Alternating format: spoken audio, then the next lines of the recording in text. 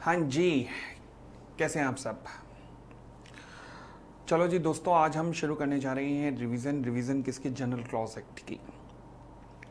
General clause act जिसमें से मैं कह सकता हूँ 8 से 10 नंबर का लगभग क्वेश्चन आना ही आना होता है।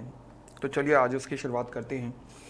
ये जो असाइनमेंट आप देख रहे हैं, जो भी असाइनमेंट इस क्लिपिंग के अंदर यूज़ होंगे वो सब के सब नीचे दे दिए जाएंगे, मतलब डिस्क्रिप्शन लिंक के अंदर दे दिए जाएंगे, आप उनको डाउनलोड कर सकते हैं। ठीक है जी। तो जो भी इस क्लिपिंग के अंदर सब असाइनमेंट यूज़ हुए हैं सब के सब डिस्क्रिप्शन लिंक में हैं। Let us proceed towards the general clause act 1897। Okay, सबसे पहले हम डेफिनेशंस पे आते हैं। तो सबसे पहली डेफिनेशन मेरे पास है एक्ट की। अब एक्ट के दो मतलब होते हैं, एक होता है हरकत और एक होता है कानून। तो यहाँ पर एक्ट का मतलब क्या है, हरकत या कानून? द आंसर इज हरकत। यहाँ पर एक्ट का मतलब कानून नहीं, एक्ट का मतलब हरकत है। तो एक्ट का मतलब, एक्ट कहता है used with reference to, act का मतलब है कोई भी ऑफेंस, कोई भी हरकत जो कि ऑफेंस है, अपराध है या सिविल रॉन्ग जो आपने किया है, और इसके अंदर सीरीज ऑफ द एक्ट्स, और ऐसी हरकतें बार बार की हैं, ये भी आएगा आगे। इसके साथ ही अगर आपने कोई इलीगल ओमिशन किया है तो वो भी एक्ट के अंदर आएगा। इलीगल ओमिशन फॉर एग्जांपल, जैसे आपने किसी को खाना नहीं दिया, आप किसी को पीटी जा रहे हैं, मारी जा रहे हैं और उसको खाना नहीं दे रहे हैं, तो ये इलीगल ओमिशन है। ठीक है ना। चलिए, तो इसे हम कहते हैं एक्ट। एग्जाम्पल आप पढ़ सकते हैं। ए कॉजेज जेड्स डेथ, ए ने जेड को मारा, जिसमें series of the act include हुए। फॉर एग्जाम्पल मुक्के मारे गए, plus a series of illegal omission, namely उसे फूड भी नहीं दिया गया एट अ प्रॉपर टाइम। फिर हमारे पास अगली डेफिनेशन आती है कॉल्ड एज एफिडेविट। एफिडेविट का मतलब होता है जब आप कागज पत्र पे लिखते हो ना, मैं जो कुछ कहूँगा सच के सिवा कुछ नहीं कहूँगा, मतलब एफिडेविट के ऊपर आप कसम खाते हो। Yes, it shall include affirmation and declaration. ये की वर्ड है, ध्यान रखना, इनके बिना मार्क्स नहीं मिलेंगे। तो एफिडेविट में इंक्लूड, अब ध्यान रखना एफिडेविट की डेफिनेशन इंक्लूसिव डेफिनेशन है। इंक्लूसिव मतलब एग्जॉस्टिव नहीं है, एग्जॉस्टिव डेफिनेशन होती तो मीन से होती, मगर ये इंक्लूसिव डेफिनेशन है जो कहता है एफिडेविट के अंदर एफर्मेशन एंड डिक्लेरेशन भी इंक्लूड किया जाएगा। अगर मान लीजिए किसी व्यक्ति का ये कहना है कि सर मैं ना कसम खाना सही नहीं समझता, मैं कागज़ पे लिख के दे देता हूँ एफर्म एंड डिक्लेयर, तो इसका मतलब भी कसम खाना ही होता है। तो एफिडेविट पे कसम ही खाई जाती है। तो वो कहता है कि अगर कोई व्यक्ति कसम खाने में कंफर्टेबल नहीं है तो वो एफर्म और डिक्लेयर कर सकता है, हमें कोई दिक्कत नहीं है। दो चीज़ें हैं इसमें, पहली बात एफिडेविट में क्या आता है, एफर्मेशन एंड डिक्लेरेशन, और दूसरा ये तब किया जाएगा अगर किसी व्यक्ति को अलाउ किया गया कि कोई दिक्कत नहीं, आप कसम मत खाइए, आप ऐसे लिख के दे दीजिए, तो आप एफिडेविट भी लिख के दे सकते हैं। ये डेफिनेशन इंक्लूसिव इन नेचर है। यानी कि इसने कहीं भी एफिडेविट को डिफाइन करने का काम नहीं किया कि एफिडेविट का मतलब क्या होता है। ये तो कहता है एफिडेविट में क्या क्या इंक्लूड होता है। अच्छा, मगर फिर भी हम एफिडेविट को एक जनरल मीनिंग में समझ सकते हैं कि एक रिटर्न स्टेटमेंट है जहाँ पर आप कसम खाई जाती है या एफर्मेशन किया जाता है, वादा किया जाता है for use as evidence in the court. और ये जो आपने वादा किया है, कसम खाई है, किसी भी कोर्ट या फिर किसी भी अथॉरिटी के सामने एक एविडेंस के रूप में काम करता है, एक प्रॉपर डॉक्यूमेंट के रूप में काम करता है। चलिए जी, फिर मेरे पास आता है अगली definition called as central act. Central act का मतलब क्या होता है? देखो जी, सेंट्रल एक्ट की डेफिनेशन को मैं दो पार्ट्स में डिवाइड कर सकता हूं। पहला, अगर मैं बात करूं before the commencement of the constitution, तो क्या होगा? तो कहता है an act of the dominion legislator. दोबारा से सुन लीजिएगा, an act of the dominion legislator क्या मतलब होता है अभी बताता हूं। और of the Indian legislator passed before the commencement of the constitution. Bharat के संविधान कब हुआ? 26 जनवरी 1950। तो यानी कि उसके बनने के, भारत के आज़ाद होने के बाद, मगर कॉन्स्टिट्यूशन बनने से पहले, कॉन्स्टिट्यूशन कमेंस होने से पहले जो भी कानून बनाए गए इंडियन लेजिस्लेटर के द्वारा, यानी कि भारत की संसद के द्वारा या फिर डोमिनियन लेजिस्लेटर के द्वारा, तो उन सबको भी सेंट्रल एक्ट कहा जाएगा। क्या कहा जाएगा? Central act. ठीक है जी। आगे, एक्ट मेड बिफोर सच कमेंसमेंट। इस कमेंसमेंट से पहले अगर किसी कोई कानून बनाया गवर्नर जनरल ने या गवर्नर जनरल इन काउंसिल ने, तो जो कि लेजिस्लेटिव कैपेसिटी में काम कर रहे हैं, तो वो भी एक्ट कहलाएंगे। यस। तो एक्चुअल में सेंट्रल एक्ट में 4 तरीके के कानून आएंगे। पहला, 1947 से लेकर 1950 तक जो भारतीय संसद ने यानी कि इंडियन लेजिस्लेटर ने बनाया। दूसरा, जो डोमिनियन लेजिस्लेटर ने बनाया। तीसरा, जो कि गवर्नर जनरल इन काउंसिल या फिर गवर्नर जनरल ने बनाया, जो कि acting in the legislative capacity है। तो यानी कि 4 लोग कानून बनाने की ताकत रखते थे भारत का संविधान लागू होने से पहले। संविधान लागू होने के बाद तो बस संसद को ही यह अधिकार दिया गया, या फिर गवर्नर, लेफ्टिनेंट गवर्नर वगैरह को अधिकार दिया गया, या फिर राष्ट्रपति को अधिकार दिया गया, बट उससे पहले ये लोग अधिकार रखते थे। फिर उसके बाद आता है सेंट्रल गवर्नमेंट पे। अच्छा, सेंट्रल गवर्नमेंट की डेफिनेशन को हम कैसे कर सकते हैं? देखो जी, सेंट्रल गवर्नमेंट की डेफिनेशन अगर मैं कहूँगा ना, तो ये डेफिनेशन मीन्स भी है और इंक्लूड्स भी है। मीन्स मतलब एग्जॉस्टिव भी है, इंक्लूसिव भी है।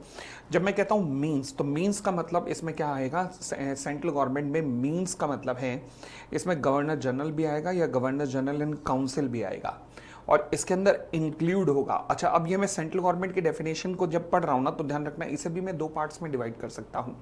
पहला, कमेंसमेंट ऑफ कॉन्स्टिट्यूशन से पहले सेंट्रल गवर्नमेंट कौन मानी जाएगी? गवर्नर जनरल या फिर governor general in council. Okay, पहला गवर्नर जनरल, दूसरा गवर्नर जनरल इन काउंसिल। अब ये बड़ी बहुत ज़्यादा ही नहीं आ गया, गवर्नर जनरल इन काउंसिल। तो इनका मतलब क्या होता है? Dominion, legislator, governor general in council, इनका मतलब क्या, पहले एक बार क्लियर ही कर लेते हैं। देखो जी, डोमिनियन लेजिस्लेटर का मतलब क्या होता है कि ब्रिटिश गवर्नमेंट जो है, आप जानते होंगे कॉमनवेल्थ की कंट्रीज, ये वो सब कंट्री हैं जो कि ब्रिटिश की कभी ना कभी गुलाम रही हैं। तो ये जितनी भी कॉमनवेल्थ कंट्रीज का मतलब ये है कि हम ब्रिटिशर्स की गुलाम रही हैं, तो इनके लिए कॉमनवेल्थ गेम्स वगैरह ऑर्गेनाइज किए जाते हैं। फिलहाल होता क्या था कि ब्रिटिश गवर्नमेंट अपनी जितनी भी कॉलोनीज थी, बीट ऑस्ट्रेलिया, इंडिया, इन सब के लिए ना कानून बनाती थी। जो इन सब के लिए, जो सभी कॉलोनीज के लिए जो कानून बनते थे, they were called as dominion legislature. यानी कि ब्रिटिश गवर्नमेंट कानून बनाती थी अपनी सभी के सभी कॉलोनीज इंक्लूडिंग इंडिया के लिए, जिसे हम डोमिनियन लेजिस्लेटर कहते थे। अच्छा, कई बार ऐसा नहीं होता था कि कानून वहीं पे बैठ के बनते थे, कई बार ऐसा होता था कानून इंडिया में भी बनते थे। इंडिया में वो 2 तरीके के वो कुछ ऑफिसर्स को अपॉइंट कर सकते थे। एक होते थे गवर्नर जनरल, एक होते थे governor general in council. Governor general in council का मतलब है कि जहां पर एक पूरा ग्रुप होगा और वो ग्रुप मिलकर डिसीजन लेगा। और एक होता था governor general in legislative capacity, जहां पर अकेला व्यक्ति ही डिसीजन ले सकता है। ठीक है जी। तो ब्रिटिश गवर्नमेंट के 3 तरीके थे कानून चलाने के, कानून बनाने के इंडिया के बारे में। एक डोमिनियन लेजिस्लेटर, एक गवर्नर जनरल इन काउंसिल, और एक governor general in legislative capacity. फिर अब यही कह रहे हैं सेंट्रल गवर्नमेंट की कौन थी। अगर मैं कहूँ before the commencement of constitution, तो सेंट्रल गवर्नमेंट का मतलब क्या था? गवर्नर जनरल या governor general in council, as the case में भी, दोनों में से जो भी होगा, बट शैल इंक्लूड, यानी कि एग्जॉस्टिव डेफिनेशन में गवर्नर जनरल इन काउंसिल हो गया सेंट्रल गवर्नमेंट का मतलब।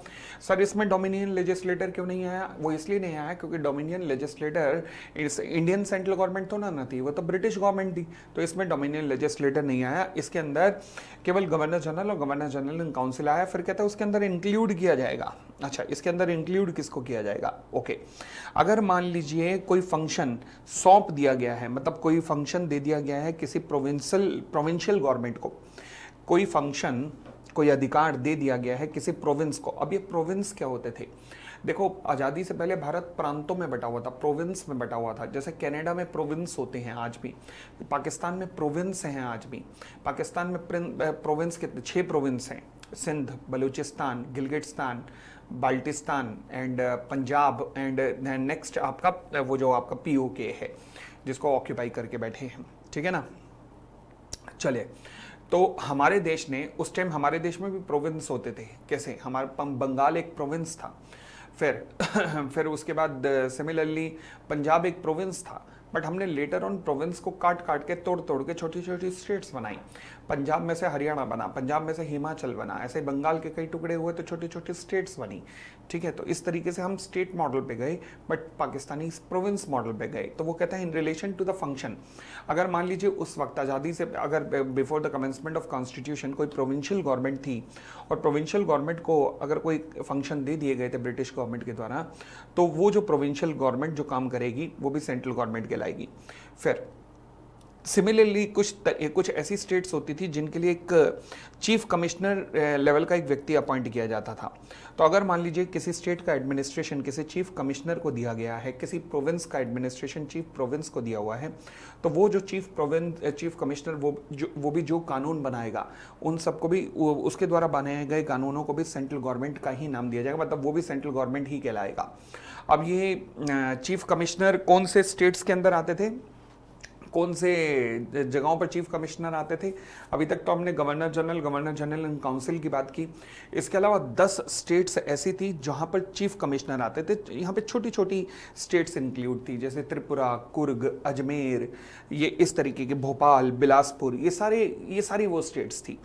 एक तरीके से मैं कह सकता हूँ छोटी छोटी रियासतें थी, ये छोटी छोटी रियासतें। अजमेर का घराने, कुर्ग की राजशाही, बिलासपुर के राजा, भोपाल के राजा, ये छोटे छोटे राजा थे। तो ये सब चीफ कमिश्नर के अंडर आते थे। तो चीफ कमिश्नर ने जो भी कानून बनाया वो चीफ कमिश्नर भी सेंट्रल गवर्नमेंट कहलाएगा। फिर अब कहता है कि after the commencement of the constitution commence होने के बाद इसके अंदर मीन्स में क्या आएगा? प्रेसिडेंट, बट इंक्लूड क्या होगा? कॉन्स्टिट्यूशन। दोबारा पढ़ लो, in relation to anything done or to be done after the commencement of constitution it means the president and shall include. अच्छा, अब क्योंकि कॉन्स्टिट्यूशन लग चुका है, अब क्या होगा?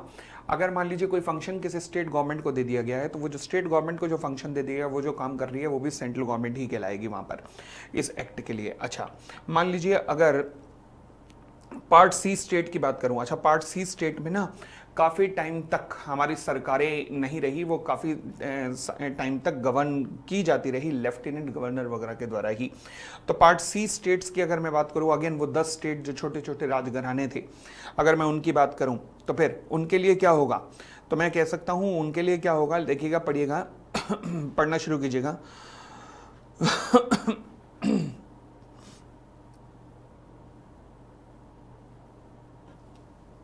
जी पढ़ो। In relation to administration of the part C state, again छोटी छोटी रियासतें, तो वहां पर क्या होगा?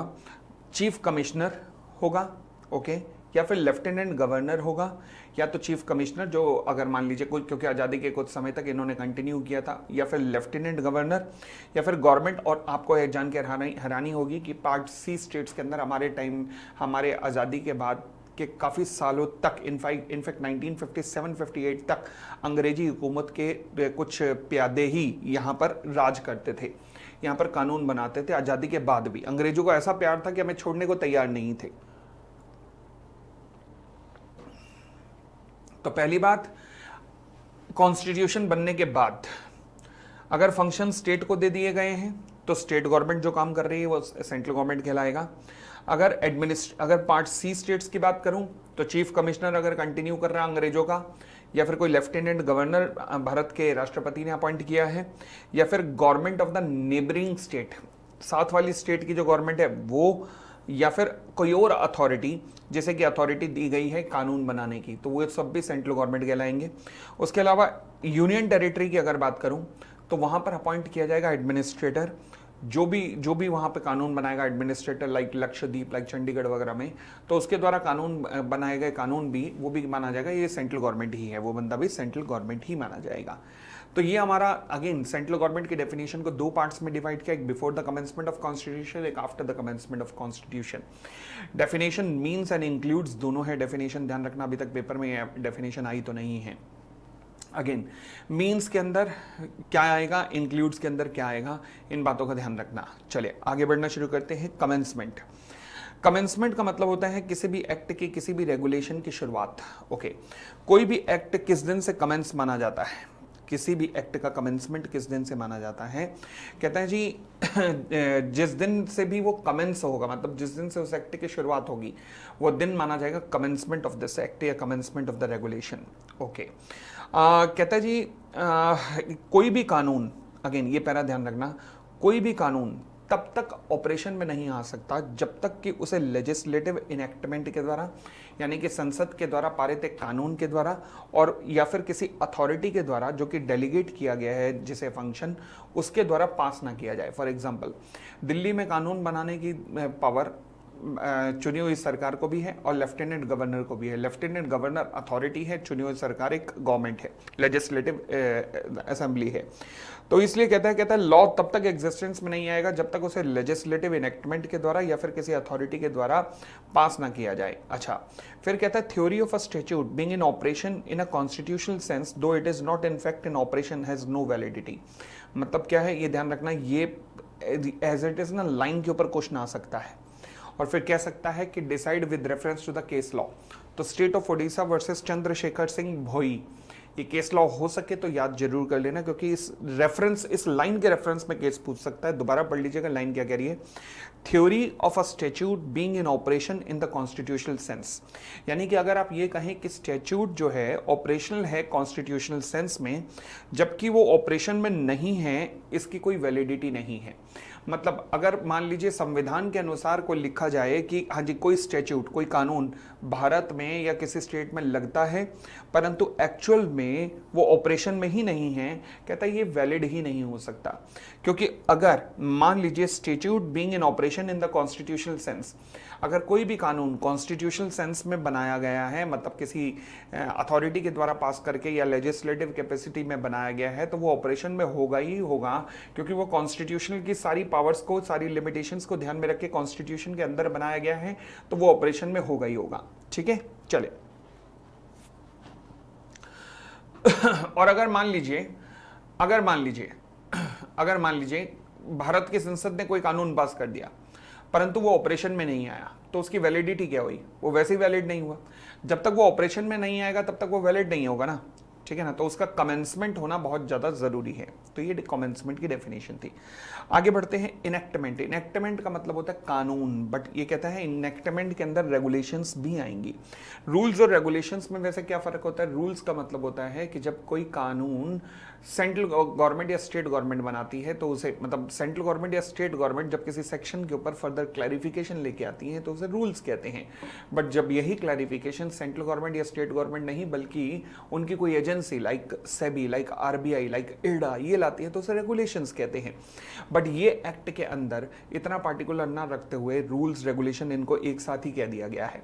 तो वही कहता है इनेक्टमेंट के अंदर रेगुलेशंस भी आएंगे। वो रेगुलेशंस जो किसने बनाए हैं, रेगुलेशंस जो बनाए गए हैं बंगाल, मद्रास या बॉम्बे कोड के अंदर। अच्छा, कोड का मतलब क्या होता है, देखो एक होता है एक्ट, फिर एक होता है कोड। जैसे कोड ऑफ सिविल प्रोसीजर, इसका मतलब क्या है कि सारे सिविल कानूनों को मिला लिया जाए, तो सारे सिविल कानून मिलकर एक कानून के अंतर्गत आते हैं जिसे कहते हैं कोड ऑफ सिविल प्रोसीजर। मतलब सारे सिविल कानूनों में केस फाइल करने का तरीका क्या होगा जो कि कोड ऑफ सिविल प्रोसीजर में दिया गया होगा।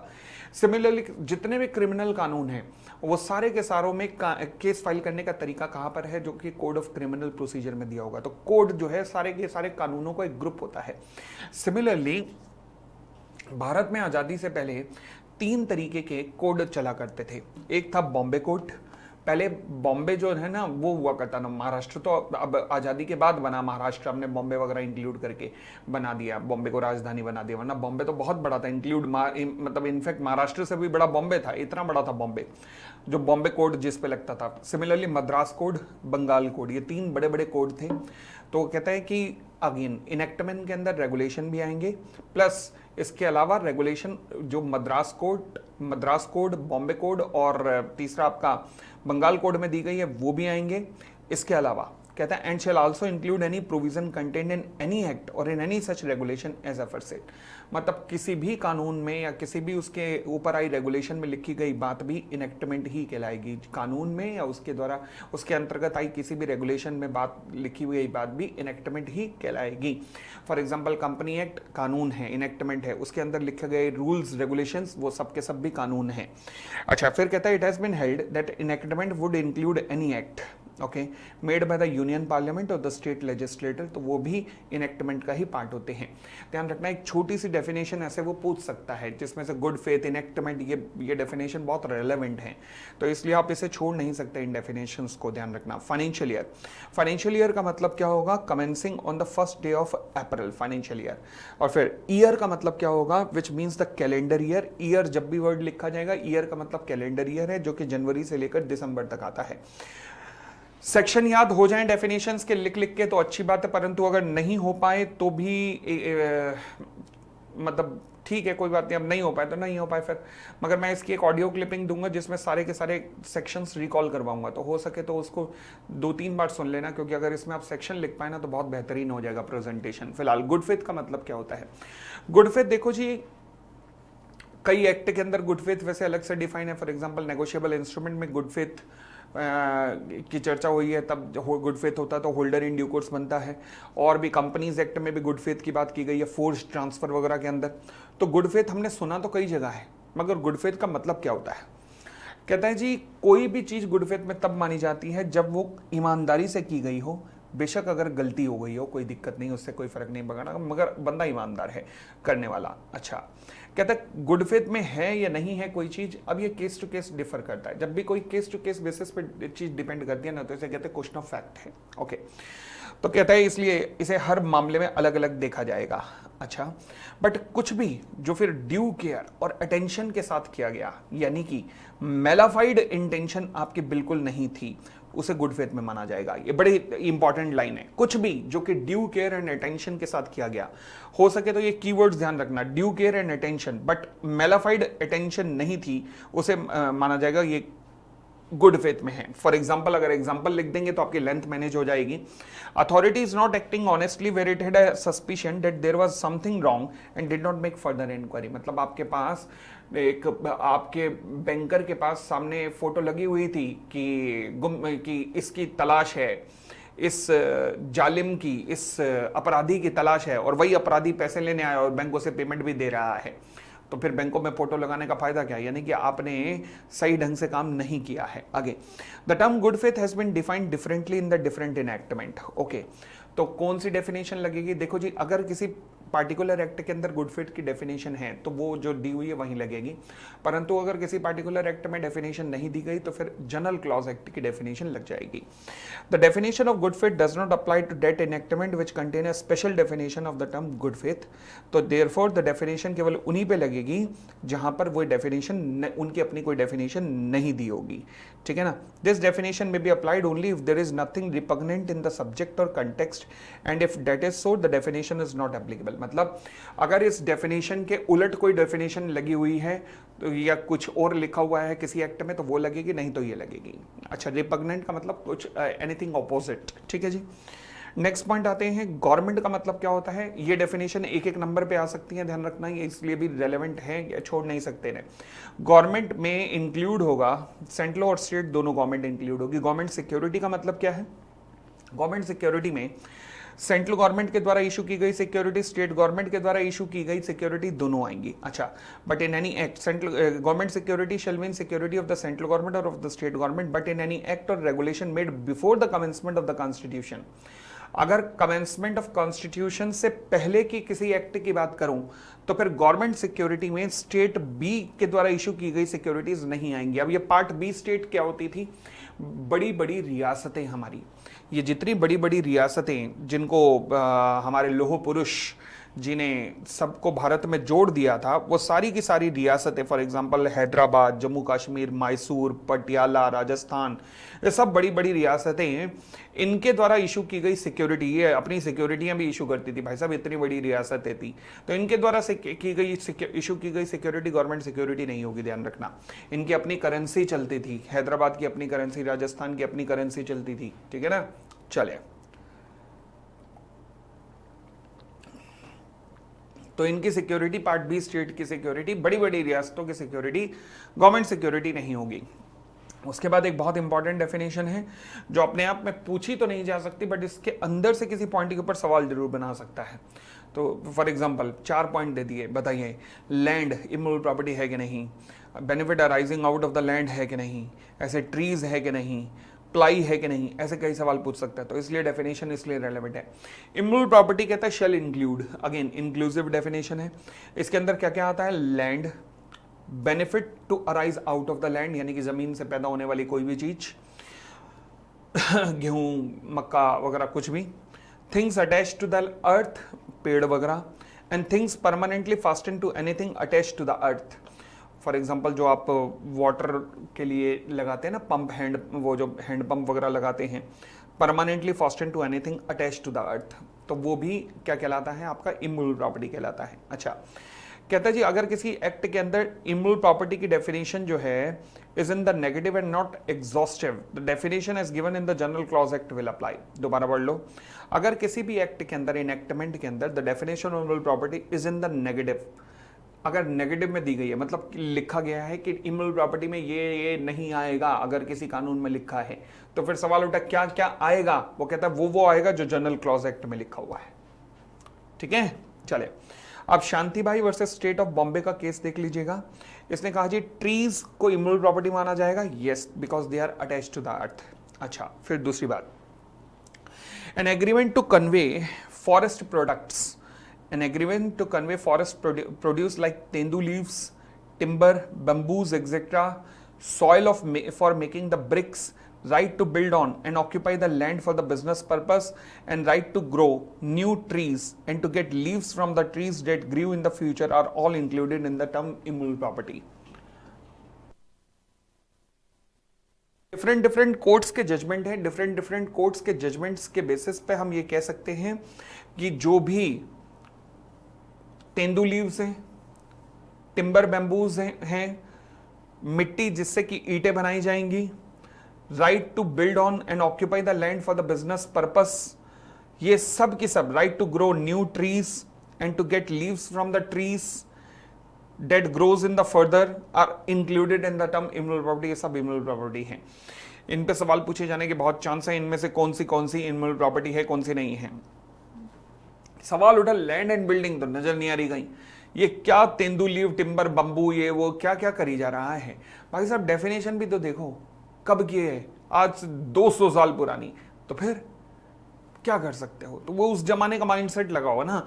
आगे बढ़ते हैं, फिर कहता है right of access from one place to another, place A से प्लेस बी तक जाना चाहते हो, वो जो बीच का रास्ता है वो भी इमूवेबल प्रॉपर्टी में आ सकता है। अच्छा, परंतु right to drain of water is not immovable property. पानी की निकासी, पानी का निकाल रहे हो, बाहर कर रहे हो, वो जो है वो इमूवेबल प्रॉपर्टी के अंदर नहीं आएगा। कोई भी मशीन जो जमीन के अंदर धसा दी गई है, खड़ी हुई फसलें, वो भी इमूवेबल प्रॉपर्टी के अंदर आएंगी, यस, इमूवेबल प्रॉपर्टी का वो भी पार्ट होंगी। ओके, फिर कहता है, अच्छा इस पैरा की फिर जरूरत नहीं है, तो ये जितने भी छोटे छोटे पॉइंट्स आए ना, सबको ध्यान रखना, कौन कौन सी इमूवेबल प्रॉपर्टी है, कौन सी नहीं है। ये सब डिफरेंट कोर्ट्स के जजमेंट है जो कि आज तक पास हुए हैं। ये सारे पास हुए हैं जजमेंट किसको देखकर? केवल ये लैंड की डेफिनेशन को देखकर, जो कोर्ट्स ने डिफरेंट जजमेंट पास किए हैं। चलिए जी, और आगे बढ़ते हैं। फिर आता है क्या, कहता है a claim of the right to catch fish if the immovable property, मतलब मछली पालन, मछली पकड़ने का अधिकार, क्या ये भी इमूवेबल प्रॉपर्टी है? कहता है जी सेक्शन 3 इस बारे में कहता है कि does not define the term except to say that immovable property does not include standing timber. Section 3 of the transfer of property act, section 3 of the transfer of property act क्या कहता है? यहां पर हमारे पास ट्रांसफर ऑफ प्रॉपर्टी एक्ट का reference दिया गया है Anand Behera versus state of Odisha के केस में। कहता है section 3 of the transfer of property act does not define the term except to say that immovable property does not include, negative में definition दी गई है, does not include standing timber, growing crops or grass. Transfer of property act कहता है, अब specifically कह रहा है कि हाँ जी ये चीजें इमूवेबल प्रॉपर्टी नहीं है। अब उसने इसके अंदर फिश को तो कवर नहीं किया है, fish do not come under that category, the definition in the general clause act apply and a profit a pendry is regarded as a benefit arising out of the land, it follow that it is a immutable property within the meaning of the transfer of the property act। अभी हमने ऊपर कहा था कि अगर कोई चीज negative में दी गई है, अगर कोई भी चीज नेगेटिव में दी गई होगी तो फिर उसमें इंक्लूड क्या होगा? जो यहां पर डेफिनेशन में दिया गया है, जो भी डेफिनेशन में दिया गया है वो सब इंक्लूड हो जाएगा, ठीक है ना। अब प्रॉफिट अ पेंड्री, इसका मतलब क्या होता है? नीचे देखिएगा दिया हुआ है, कहता profit a prendre enable a person to take part of the soil or product of the land that someone else owns. मतलब अगर मान लीजिए किसी और के जमीन पर जाकर आप वहां पर झील के अंदर मछली पकड़ते हैं, तो this is called profit a prendre. Profit a prendre कहते हैं तो वही कह रहा है Anand Behera versus state of Odisha के केस में, कहता है जी वैसे तो ट्रांसफर ऑफ प्रॉपर्टी एक्ट के अंदर डिफाइन नहीं है इमूवेबल प्रॉपर्टी, बट ये जरूर लिखा है कि उसमें इंक्लूड क्या क्या नहीं होगा। स्टैंडिंग टिम्बर, सर अभी तो आपने बात की कि स्टैंडिंग क्रॉप्स वगैरह इंक्लूड होंगी, इमूवेबल प्रॉपर्टी का पार्ट होंगी, बेटा वो तो जनरल क्लॉज एक्ट पे है ना, हम बात कर रहे हैं इस time transfer of property act की। तो कहते हैं ट्रांसफर ऑफ प्रॉपर्टी एक्ट में क्लियरली लिखा है कि इमूवेबल प्रॉपर्टी के अंदर इंक्लूड नहीं होंगी standing timber, growing crops or grass, मगर इन्होंने एक्सक्लूड नहीं किया है फिश को, यानी कि फिश को एक्सक्लूड नहीं किया।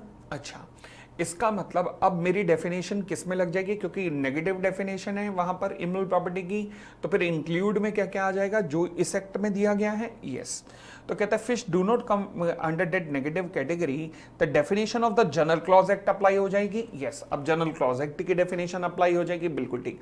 अब जनरल क्लॉज एक्ट में क्या क्या लिखा है वह सब कुछ इंक्लूड हो जाएगा। और कहता है जनरल क्लॉज एक्ट में as a profit a prendre is regarded as a benefit arising out of the land.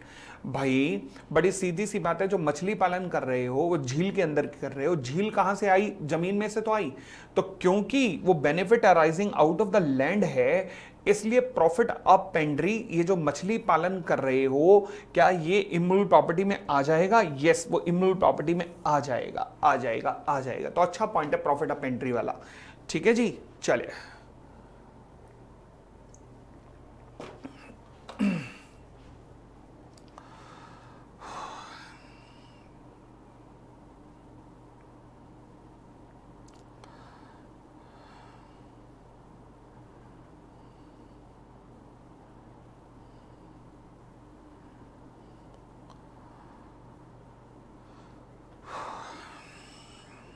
Next point पे आते हैं। कहता है जी define the importance of the general clause act. बड़ी सीधी सी बात है, जनरल क्लॉज एक्ट का मतलब क्या होता है कि देखो जी, अगर कोई भी वर्ड किसी भी एक्ट में डिफाइन नहीं है तो जो जनरल क्लॉज एक्ट ने जो उसका मतलब लिखा है बस वही मतलब अप्लाई होना शुरू हो जाएगा। मैं दोबारा बोलता हूं, अगर मान लीजिए किसी भी चीज का मतलब किसी एक्ट में डिफाइन नहीं है तो उस एक्ट का मतलब क्या लिया जाएगा, जो कि जनरल क्लॉज एक्ट के अंदर लिखा गया है। आई होप कोई दिक्कत नहीं। चल, कहता है Supreme Court had observed in the case of chief inspector of mines versus K C Thapar whatever the general clause act से whether as regard the meaning of the word or as regard the legal principle has to be read into every act to which it applies। यानी कि इस act के, अच्छा ये general clause act apply किस पे होता है, इसके एक्ट के बनने के बाद, हम लास्ट में पढ़ेंगे सेक्शन आएगा, इस एक्ट के बनने के बाद जितने भी एक्ट आए हैं उन सबके ऊपर ये एक्ट अप्लाई हो जाता है। ओके, तो कहता है कि जब जिस पे भी ये एक्ट अप्लाई हो रहा है, मतलब इसके बनने के बाद जितने भी एक्ट है सब पे अप्लाई हो रहा है, तो अगर मान लीजिए वहां पर कोई स्पेसिफिकली टर्म डिफाइन नहीं है तो उसका मतलब जनरल क्लॉज एक्ट से लिया जाएगा। तो जनरल क्लॉज एक्ट की ये इंपॉर्टेंस है सुप्रीम कोर्ट के वर्ड में। केस का नाम याद ना हो पाए कोई दिक्कत नहीं। यहां पर आगे इम्प्रिजनमेंट का मतलब क्या होता है, देखो जी, इम्प्रिजनमेंट का मतलब है shall mean imprisonment of either description as defined in the Indian penal code. तो इम्प्रिजनमेंट किसी भी तरीके की हो जो कि इंडियन पिनल कोड में मेंशन हो, वो इम्प्रिजनमेंट ही कहलाती है। अच्छा, इम्प्रिजनमेंट इंडियन पिनल कोड में कितने तरीके की मेंशन है, दो तरीके की हो सकती है, एक होती है नॉर्मल इम्प्रिजनमेंट, एक होती है रिजरस इम्प्रिजनमेंट। अच्छा, कहता है जी punishment to with the offender are liable under that code, यानी कि कोड ऑफ क्रिमिनल प्रोसीजर। वो इम्प्रिजनमेंट दो तरीके की हो सकती है, एक होता है रिजरस जहां पर आपसे काम करवाया जाता है। So when an act provided an offence is punishable with the imprisonment, the court may in its discretion make the imprisonment rigorous or simple, यानी कि आपसे काम वाली इम्प्रिजनमेंट भी करवाई जा सकती है और सिंपल इम्प्रिजनमेंट भी दी जा सकती है, कोर्ट के डिस्क्रिशन पे होगा। इम्प्रिजनमेंट का मतलब ये हुआ।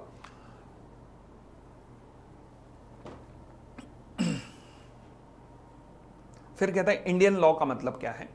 इंडियन लॉ का मतलब है कोई भी कानून जो किसी एक्ट के द्वारा आया, शेल मींस एग्जॉस्टिव डेफिनेशन है, ध्यान रखना, बस यही है इंडियन लॉ। जो किसी कानून, जो किसी एक्ट के द्वारा लाए गए, किसी ऑर्डिनेंस के द्वारा लाए गए, किसी भी regulation, rule, order of the high court, supreme court वगैरह, बायलॉज का मतलब भी रूल्स के द्वारा ही होता है, और किसी भी और इंस्ट्रूमेंट के द्वारा लाए गए which before the commencement of constitution had the force of law in any province of India or part thereof or thereafter has the force of law in any part A, C state or part thereof but does not include any act of parliament of UK or any order in the council, rule or other instrument made under such act।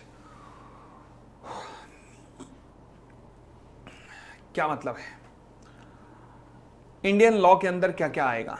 जितनी चीजें ध्यान है सब लिख दो।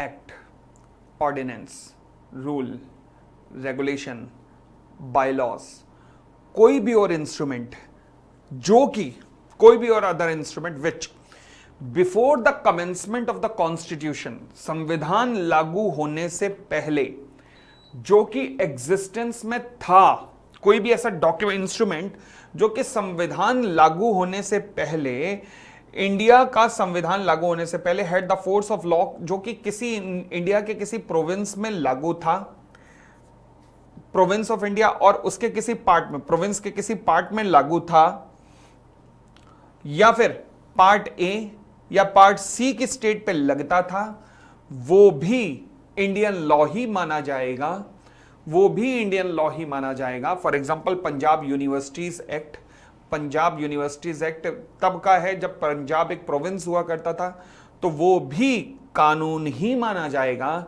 चाहे बेशक उसे हमारे देश में संसद ने ना बनाया हो, अंग्रेजों के जमाने ने बनाया हो, फिर भी वो कानून ही बनाया जाएगा, माना जाएगा।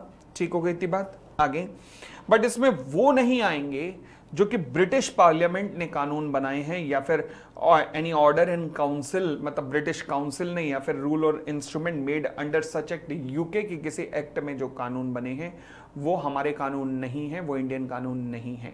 For example contract act 1872, this was derived from the British government, but Indian Contract Act 1872, it was passed by the Indian legislator, तो it becomes an act, it is called as an act। ठीक है ना? जब contract act की बात करता हूं तो फिर वो यूके का एक्ट है, तो वो कॉन्ट्रैक्ट एक्ट नहीं है हमारे देश का कानून। हमारे देश में इंडियन लॉ में क्या है? इंडियन कॉन्ट्रैक्ट एक्ट है। ठीक है, आगे मंथ, मंथ कहता है जो ब्रिटिश कैलेंडर के अनुसार देखे जाएंगे जी मंथ। फिर मूवेबल प्रॉपर्टी का मतलब क्या है? मीन्स प्रॉपर्टी हर प्रकार के डिस्क्रिप्शन की, हर प्रकार के डिस्क्रिप्शन की प्रॉपर्टी, इमूवेबल प्रॉपर्टी को छोड़ दो। अच्छा, इसका मतलब जो इमूवेबल नहीं है वो मूवेबल है। यस, अब कुछ स्पेसिफिक लिखे हुए हैं, debts, shares, electricity, they are movable property. अगर पूछ ले, ध्यान रखना ये मूवेबल है, मूवेबल है, 4-5 आइटम दे दे तो संभाल लेना। ओथ का मतलब क्या होता है? कसम खाना, स्वेयर करना, कसम खाना। ओथ में इंक्लूड होगा एफर्मेशन एंड डिक्लेरेशन, ये एफिडेविट में भी इंक्लूड हुआ था। अगर कोई व्यक्ति कहता है कि मुझे एफर्म और डिक्लेयर करने दो कसम खाने के बजाय, तो ओथ का मतलब क्या होता है? कसम खाना किसी डॉक्यूमेंट पे, मतलब एफर्म और डिक्लेयर करना इंस्टेड ऑफ मम्मी कसम ऐसे बोलने के अलावा किसी डॉक्यूमेंट पे एफर्म और डिक्लेयर करना, दिस इज कॉल्ड ओथ। फिर अपराध क्या होता है? अपराध का मतलब है शैल मीन्स एनी एक्ट और omission made punishable by any law for the time being in force. Bharat में मौजूद किसी भी कानून में जो चीज अपराध लिखी है, अगर वो घटना घट जाए तो वो अपराध है। एनी एक्ट और operation is of which is if done is punishable under any law for the time being in force is called as offence. तो वही कभी लाइन दोबारा दी हुई है, एक एक नंबर पे ये डेफिनेशन इंपॉर्टेंट बनती है, ध्यान रखना। फिर आता है जी ऑफिशियल गैजेट क्या होता है? ऑफिशियल गैजेट कह दो या गैजेट कह दो, इसका मतलब है गैजेट ऑफ इंडिया या फिर official gazette of a state. Okay, ये एक मैं कह सकता हूं कि सरकारी राजपत्र होता है जिसमें गवर्नमेंट का कोई भी डिसीजन वगैरह दिया जाता है। हाँ जी, तो कहता है जी पहली बात, the gadget is printed by the government of India press, यहां से होता है। दूसरी बात, gadget of India is a public journal and an authorized legal document of government of India, weekly publish होता है by the Department of Publication, Ministry of Housing and Urban Affairs। ये वो मिनिस्ट्री है जो इस डॉक्यूमेंट को publish करती है, वीकली पब्लिश करता है। मिनिस्ट्री का नाम ध्यान रख लेना। एक पब्लिक जर्नल होता है, ये कीवर्ड्स ध्यान रख लेना, मार्क कर लेना, अगर ऑफिशियल गैजेट की डेफिनेशन आती है, आ सकती है, रेलेवेंट है। As a public journal gazette में क्या होता है? नोटिस दिए जाते हैं, सरकार के डिसीजंस दिए जाते हैं। अच्छा, ये एक मतलब जिसमें इसमें जो चीज लिखी हुई है मतलब वो सही है, उसके ऊपर शक नहीं, वो र्यूमर नहीं हो सकता। It is authentic in content, accurate and strictly in accordance with the government policies and decisions. तो ऑफिशियल गैजेट ध्यान रखना, इंपॉर्टेंट डेफिनेशन है। देखो इन डेफिनेशंस के बारे में कहूंगा मैं कि हो सके ना इन डेफिनेशंस को एक बार लिखना, अपने अपने याद करने के बाद ना लिखना, ताकि देखना कौन कौन से वर्ड मिस हो रहे हैं। तो एक बार लिख के जरूर देखना इन डेफिनेशंस को, तभी ज़्यादा दिमाग में घुसेंगी, क्योंकि बड़ी टेक्निकल डेफिनेशंस है, बहुत अजीब अजीब सी हैं डेफिनेशंस कई। पर्सन के अंदर क्या आता है, वो सिंपल सी डेफिनेशन है, ज़्यादा दिमाग लगाने की जरूरत नहीं, आप सब जानते हैं। तो वो पर्सन आ गया। रजिस्टर्ड, कहता है रजिस्टर्ड का मतलब क्या होता है। जब भी किसी डॉक्यूमेंट के केस में हम कई बार यूज़ करते हैं ना, it should be written and registered. तो रजिस्टर्ड का मतलब क्या है कि ये रजिस्टर्ड इन इंडिया है, भारत में रजिस्टर्ड हुआ है किसी भी कानून के अंतर्गत जो कि रजिस्ट्रेशन ऑफ डॉक्यूमेंट पे लगता है।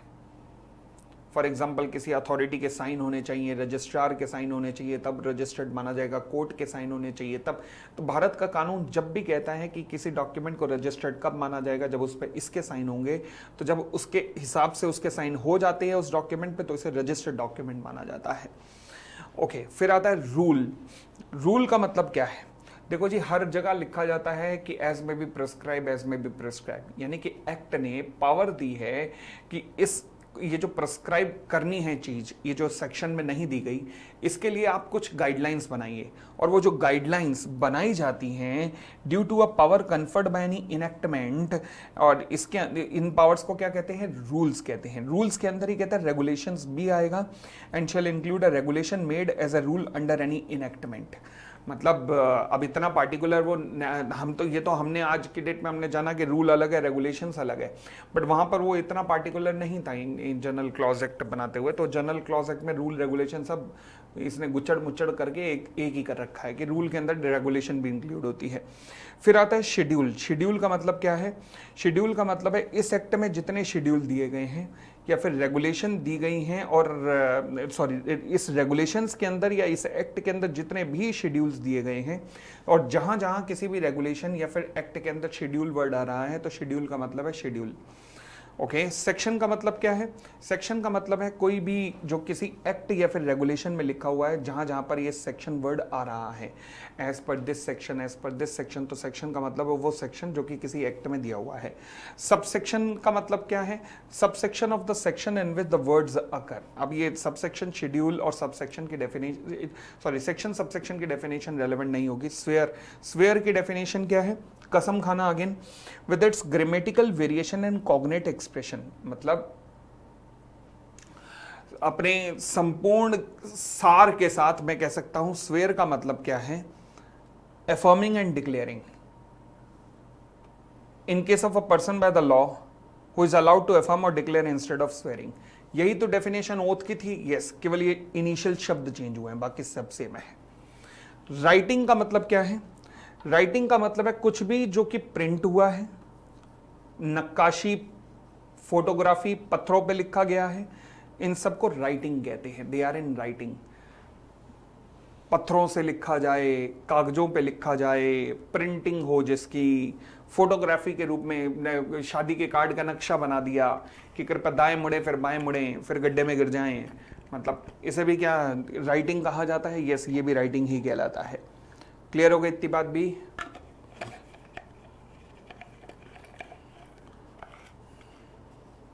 चलो जी, फिर हम आते हैं सेक्शन नंबर 5 की तरफ।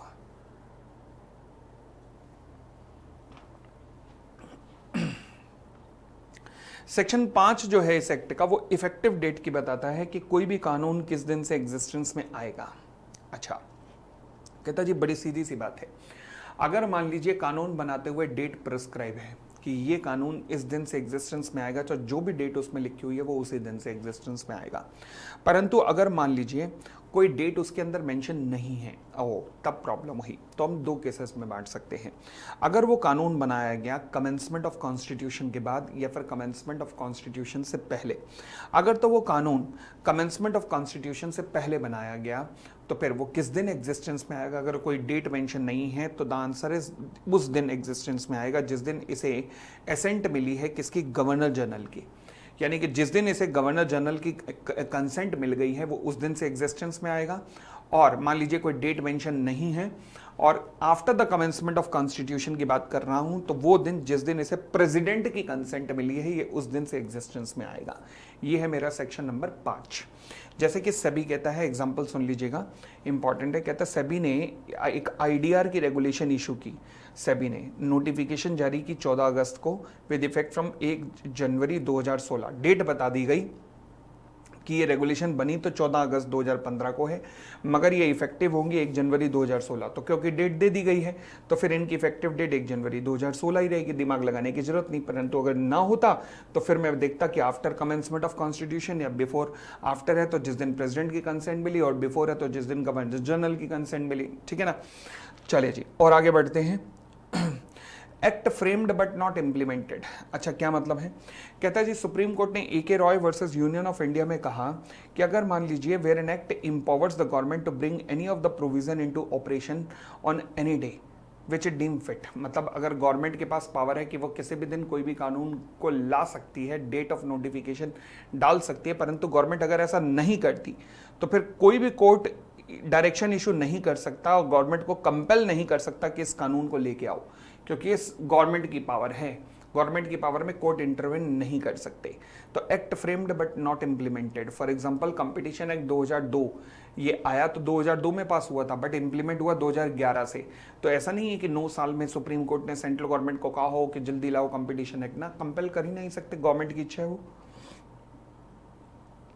बट फिर कहता है अल्टिमेस रेन वर्सेस यूनियन ऑफ इंडिया, उसमें कहा गया कि अगर सफिशिएंट टाइम इलैप्स्ड हो चुका है कि जिस दिन कोई कानून बनाया गया था बट वो एग्जिस्टेंस में नहीं आया, तो कोर्ट क्या कर सकता है, थ्रू अ रिट गवर्नमेंट को डायरेक्शन दे सकता है कि देख लीजिए, बताइए कि क्या इसे ऑपरेशन में लाना चाहिए या नहीं। ये कोर्ट, फिर भी कोर्ट एग्जिस्टेंस में नहीं ला सकता, बट कोर्ट सेंट्रल गवर्नमेंट को केवल इतना कह सकता है, गवर्नमेंट को इतना कह सकता है कि देख लीजिए काफी टाइम हो चुका है, अब देखिए क्या इसकी जरूरत महसूस हो रही है या नहीं हो रही। आगे फिर state of Uttar Pradesh versus Mahesh Narayan, supreme court ने कहा कि इफेक्टिव डेट ऑफ रूल क्या मानी जाएगी, जिस दिन वो रूल पब्लिश होंगे, कहा ऑफिशियल गैजेट के अंदर, and not from the date when the rules were under preparation. ध्यान रखना, इंपॉर्टेंट है ये वर्ड। रूल्स किस दिन में एग्जिस्टेंस में आएंगे, जिस दिन वो उनकी ऑफिशियल गैजेट आएगी, and not from the date when the rules were in preparation. आगे फिर कहता है law take no cognizance of fraction of day. अच्छा, फिर कहता है क्या मतलब है, कहता है दस where any act considered provide that it is to be come into force on the first day of the January. अगर लिखा है कि 1 जनवरी से कोई एक्ट एग्जिस्टेंस में आएगा तो इसका मतलब रात के 12 बजते ही सुई जैसे ही अगले सेकंड पे जाएगी तो वो इस एक्ट का जन्म हो चुका है। ठीक है ना। आगे फिर कहता है नॉर्मली सारे के सारे लॉ प्रोस्पेक्टिवली ही ऑपरेट करते हैं, जब तक कि स्पेसिफिकली ना लिखा हो कि ये रेट्रोस्पेक्टिव इफेक्ट से एप्लीकेबल होगा, तब तक वो प्रोस्पेक्टिवली ही हर सारे के सारे एक्ट एप्लीकेबल होते हैं। आई होप कोई दिक्कत नहीं है। चले फिर आता है मेरा अगला section called as section number 6।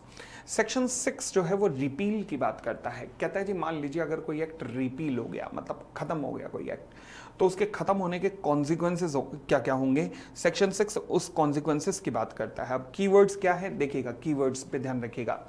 कहता है कीवर्ड्स देखिएगा, कहता है जी अगर दिस एक्ट या फिर कोई भी सेंट्रल एक्ट या फिर कोई भी regulation made after the commencement of this act, ये वो कीवर्ड है जो लगभग हर सेक्शन में यूज होते जाएंगे। दिस एक्ट और सेंट्रल एक्ट और regulation made after the commencement of this act. अच्छा, क्या होता है, उसके द्वारा अगर किसी एक्ट को, किसी इनेक्टमेंट को रिपील कर दिया जाता है। कंपनी एक्ट 2013 ने रिपील कर दिया कंपनी एक्ट 1956 को। ओके, तो उसके कॉन्सिक्वेंसेस क्या होंगे, कहता है दिस रिपील शैल नॉट, ये रिपील इफेक्ट नहीं करेगा, मतलब इस रिपील के कॉन्सिक्वेंसेस क्या होंगे, ये रिपील रिवाइव नहीं करेगा किसी ऐसी चीज को जो कि मर चुकी है। फॉर एग्जाम्पल मैंने कहा जी कंपनी एक्ट 2013 ने 1956 को खत्म कर दिया, 1956 ने कंपनी एक्ट 1913 को खत्म किया था। तो जब कंपनी एक्ट 2013 ने 1956 को खत्म किया तो 1956 खत्म होने का मतलब ये है कि कंपनी एक्ट 1913 जिंदा हो जाएगा? नहीं, जो मर गया समझो मर गया। वही लिखा है revive anything not in force or existence at the time at which the repeal take place. जो मर चुका है पहले ही वो मर चुका है, वो जिंदा नहीं होगा अगर कंपनी एक्ट 1956 को मारोगे तो। अच्छा, फिर कहता है जी कोई भी ये जो आपने रिपील किया है This shall not affect any right, privileges, obligation or liability acquired, accrued or incurred under any act so repealed. For example अगर मान लीजिए कंपनी एक्ट 1956 के अंदर कोई लाइबिलिटी इनकर हुई, किसी कंपनी को लाइबल टू पे कहा गया 1956 के अनुसार, तो क्या वो लाइबिलिटी खत्म हो जाएगी अगर 1956 रिपील्ड हो गया? नहीं, वो लाइबिलिटी फिर भी कंटिन्यू रहेगी। अच्छा, कोई भी पेनल्टी, फोरफीचर, पनिशमेंट जो कि 1956 में दी गई, क्या वो 1956 रिपील होने के बाद कंटिन्यू करेगी? यस, वो कंटिन्यू करेगी, उस पर कोई आंच नहीं आएगी। सिमिलरली 1956 के अंदर कोई लीगल प्रोसीडिंग चल रही है, कोई इन्वेस्टिगेशन चल रही है, क्या वो कंटिन्यू रहेंगी? Yes, they shall continue as it is, उन पे कोई आंच नहीं आएगी, क्योंकि आपने क्या रिपील किया है? केवल आपने एक्ट को रिपील किया है, उनकी इन्वेस्टिगेशन जो चल रही है वो चलती रहेगी।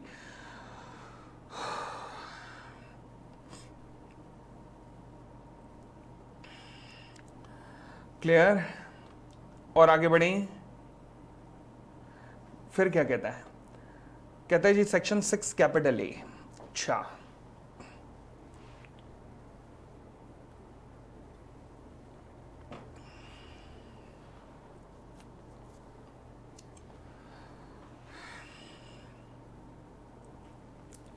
मान लीजिए कि कंपनी एक्ट 1956 में लोन टू डायरेक्टर नाम का एक टॉपिक था।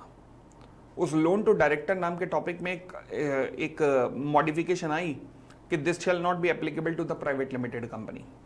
अब आपने कंपनी एक्ट 1956 डिलीट कर दिया, कंपनी एक्ट 2013 आया, उसने वर्ड यूज किया every company shall not give loan to its director. क्या प्राइवेट कंपनियों को जो एग्जम्पशन दी गई थी, जो प्राइवेट लिमिटेड कंपनी को एग्जम्पशन दी गई थी, क्या वो रहेगी? अब नहीं रहेगी। वो कहता है जी अगर एक्ट रिपील हुआ है तो फिर उसमें आई कोई भी अमेंडमेंट,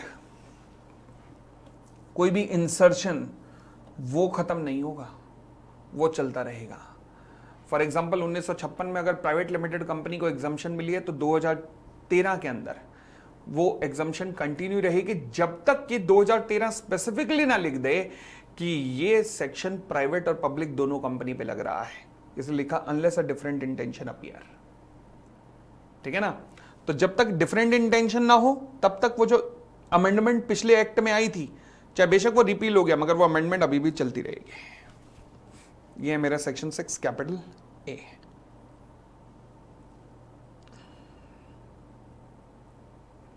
फिर क्या कहता है? कहता है रिपील और डिस्टिंक्शन के बीच में फर्क होता है। अच्छा, रिपील का मतलब होता है कंप्लीटली ऑब्लिटरेशन कर देना, खत्म कर देना किसी प्रोविजंस को, जैसे कि वो कभी एग्जिस्टेंस में था ही नहीं। बट जब मैं डिलीट करता हूं किसी चीज को तो इसका मतलब ये नहीं है कि वो था ही नहीं, उसका मतलब होता है ये था परंतु अब इसकी जरूरत महसूस नहीं है, इसलिए इसे डिलीट कर दिया गया है। यानी कि delete ordinarily take effect from the date of legislature affecting the set deletion, thus never to wipe out any provision it was never existed. इसका मतलब ये नहीं है कि कभी एग्जिस्टेंस में नहीं था परंतु अब इसकी जरूरत नहीं है, जिस वजह से इसे डिलीट कर दिया गया है। अच्छा, उसके बाद revival of the repealed act. Okay,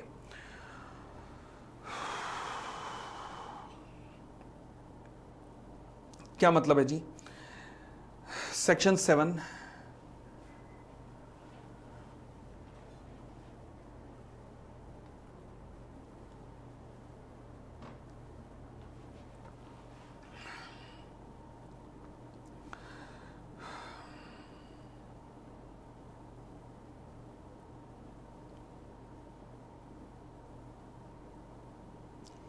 पढ़ो जी। कहता है जी इन एनी सेंट्रल एक्ट, अब ये वही के वही वर्ड्स हैं जो मैंने ऊपर कहे थे ना, जो लगातार आएंगे, और the regulation made after the commencement of this act, okay, it shall be necessary for the purpose of reviving either wholly और पार्शली एनी इनेक्टमेंट, होली और partially repealed expressly to state that purpose. मतलब अगर मान लीजिए कोई भी चीज आप रिवाइव करना चाहते हो जो रिपील्ड हो गई है, अगर आप उसको रिवाइव करना चाहते हो, फॉर एग्जाम्पल कंपनी एक्ट 1956 को आपने रिपील्ड कर दिया, परंतु फिर आपको ध्यान आया कि वाइंडिंग अप में क्या करेंगे। अगर कंपनियों का वाइंडिंग अप हुआ तो क्या करेंगे, क्योंकि वाइंडिंग अप होता है ट्राइब्यूनल की नज़र में, और ट्राइब्यूनल बना नहीं था कंपनी एक्ट 2013 बनाते हुए, तो आपके दिमाग में आया भाई साहब हमने ये तो गड़बड़ कर दी। अब गड़बड़ कर दी तो इसका समाधान क्या है? तो एक काम करो, पूरा कंपनी एक्ट 1956 रिमूव कर देते हैं, बट ये कह देते हैं कि वाइंडिंग अप के प्रोविजन 1956 के लगते रहेंगे। तो अगर आप किसी चीज को रिपील करने के बाद उसके किसी सर्टेन प्रोविजन को जिंदा करना चाहते हैं तो पहले पर्पस जरूर बताइएगा कि क्यों। तो जैसे पर्पस बताया गया कि वाइंडिंग अप के प्रोविजन हम इसलिए लगा रहे हैं 1956 के, 2013 कंपनी एक्ट आने के बावजूद भी 1956 के प्रोविजन इसलिए लगा रहे हैं क्यों, क्योंकि अभी हमारे पास ट्राइब्यूनल नहीं है।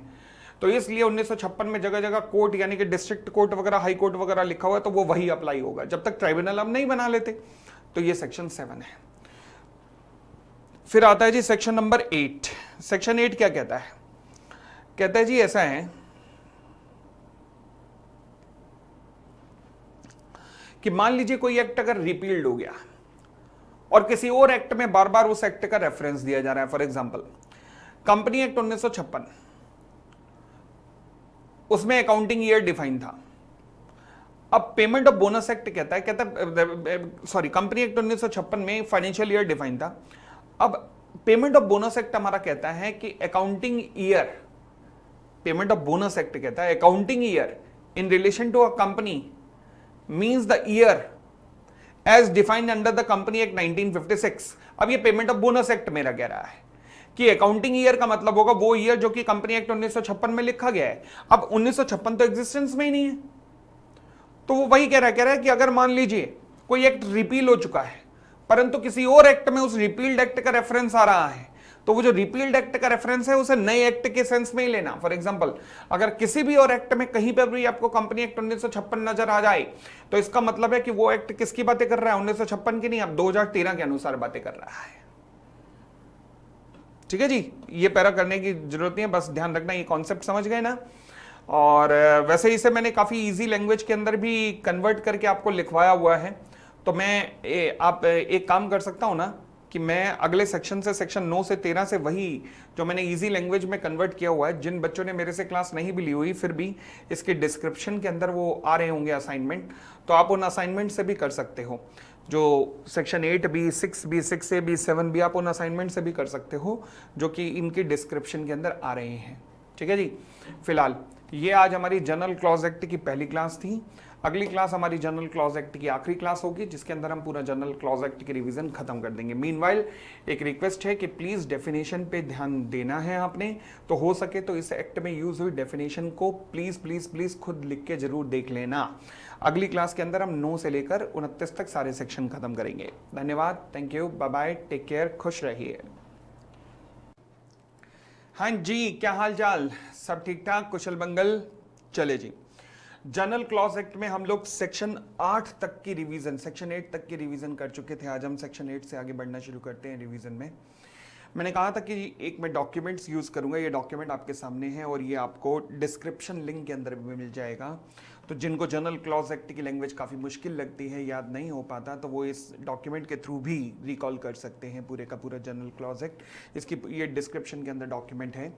हाँ जी, फिलहाल सेक्शन 9 क्या कहता है? Commencement and termination of the time. अच्छा, शुरुआत देखिएगा, कहता है किसी भी एक्ट में सेंट्रल एक्ट और regulation made after the commencement of this act मतलब जनरल क्लॉज एक्ट। अच्छा, it shall be sufficient for the purpose of excluding the first in the series of the day or any other period of the time to use the word from। मतलब बड़ी सीधी सी बात है कि अगर कोई भी टाइम पीरियड फ्रॉम से शुरू हो रहा है, मतलब 30 days from 1 January, 30 days from 1 जनवरी, तो फिर 1 जनवरी को एक्सक्लूड करके अगले 30 दिन काउंट करने पड़ेंगे, वही कहता है।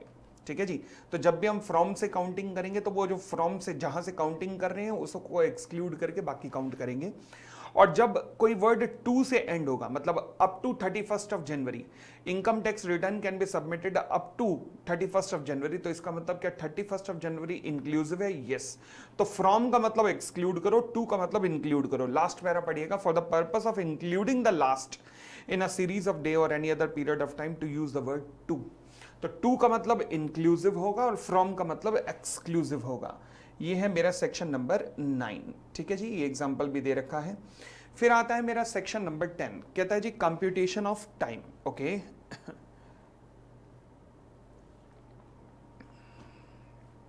हाँ जी, कहता है जी मान लीजिए कोर्ट ने कोई तारीख दी, फॉर एग्जांपल मान लीजिए ये तारीख दी 18 अक्टूबर। अब दिक्कत ये थी कि 18 अक्टूबर अचानक 17 तारीख को डिक्लेयर हुआ कि 18 अक्टूबर जो है जी हम पब्लिक हॉलीडे बनाएंगे। पहले तो कोई ऐसा वो नहीं था कि 18 अक्टूबर एक पब्लिक हॉलीडे होगा, बट अब डिक्लेयर कर दिया गया, तो अब क्या होगा? तो आपका जो मामला जो 18 अक्टूबर को आना था, जो कोर्ट में या फिर किसी अथॉरिटी फॉर एग्जांपल आरओसी या सेबी के पास आना था, वो मामला कब आएगा? सेक्शन 10 बताता है कंप्यूटेशन ऑफ टाइम। अगेन शुरुआत देखिएगा, वेयर एनी सेंट्रल एक्ट और regulation made after the commencement of this act or any act और proceeding sorry where any central act और regulation made after the commencement of this act, ये तो common है। उसके बाद एनी एक्ट और proceeding is directed to allowed to be done और taken in any court. अगर कोई प्रोसीडिंग किसी कोर्ट में चल रही है या किसी अथॉरिटी के पास चल रही है या किसी ऑफिस में चल रही है, देन सच एक्ट और proceeding shall be considered as done और टेकन इन ड्यू टाइम। माना जाएगा कि वो सही तरीके से हुई है, ड्यूली कंसीडर्ड हुई है। अगर उसे किस दिन कंसीडर्ड किया गया है? Next day after words on with the court और office is open.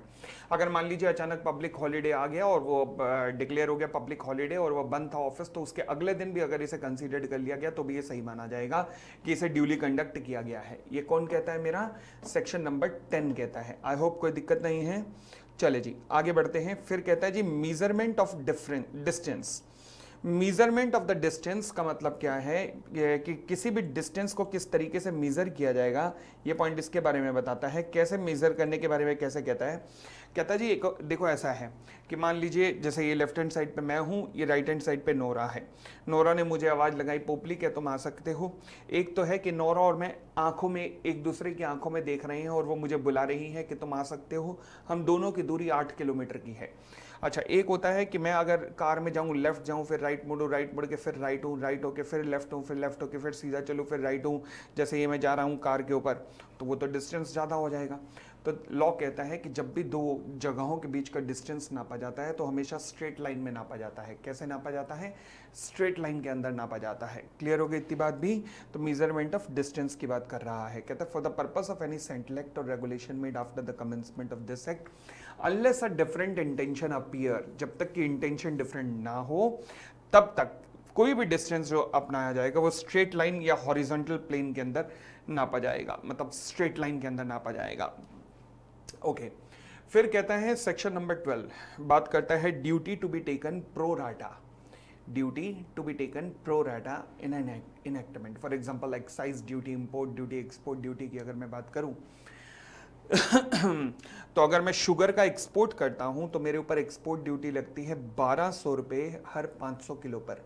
Her 500 kilo पे 1200 रुपये की मेरे पर एक्सपोर्ट ड्यूटी लगती है। मैंने कहा जी मिस्टर ए एक्सपोर्ट करने जा रहे हैं 1000 किलो या मान लीजिए 200 किलो। अब रेट क्या है ड्यूटी का? 500 किलो पर 1200 रुपये। तो 1000 किलो पर कितना हो गया? जरा कैलकुलेट करके देखो। मैं कह सकता हूँ 1000 किलो पे कितना हो गया? 2400 रुपये। और 200 किलो पे कितना हो गया? प्रोपोर्शनेट कर दो, 480 रुपये। तो वही तो लिखा है। कहता है अगर ड्यूटी का कोई रेट दे रखा है तो उसे फिर प्रोपोर्शनेटली किया जा सकता है, क्वांटिटी के हिसाब से उसे प्रोपोर्शनेटली डिवाइड किया जा सकता है। क्या दिक्कत है? कोई दिक्कत नहीं है। ठीक है, चले तो पढ़ लीजिएगा। Where any duty of custom or in the nature thereof is leviable, लगाई जाती है किसी क्वांटिटी पे, वेट के अनुसार, मीजर के अनुसार, value of any goods, then and like duty is leviable according to same rate on any greater और लेसर क्वांटिटी। तो क्वांटिटी के हिसाब से वो ड्यूटी चेंज होती रहेगी, प्रोपोर्शनेटली उसे हम चेंज करते रहेंगे। इसमें क्या दिक्कत है? कोई दिक्कत नहीं। फिर कहता है आगे सेक्शन 13 आता है। आप कहता है जी gender and number.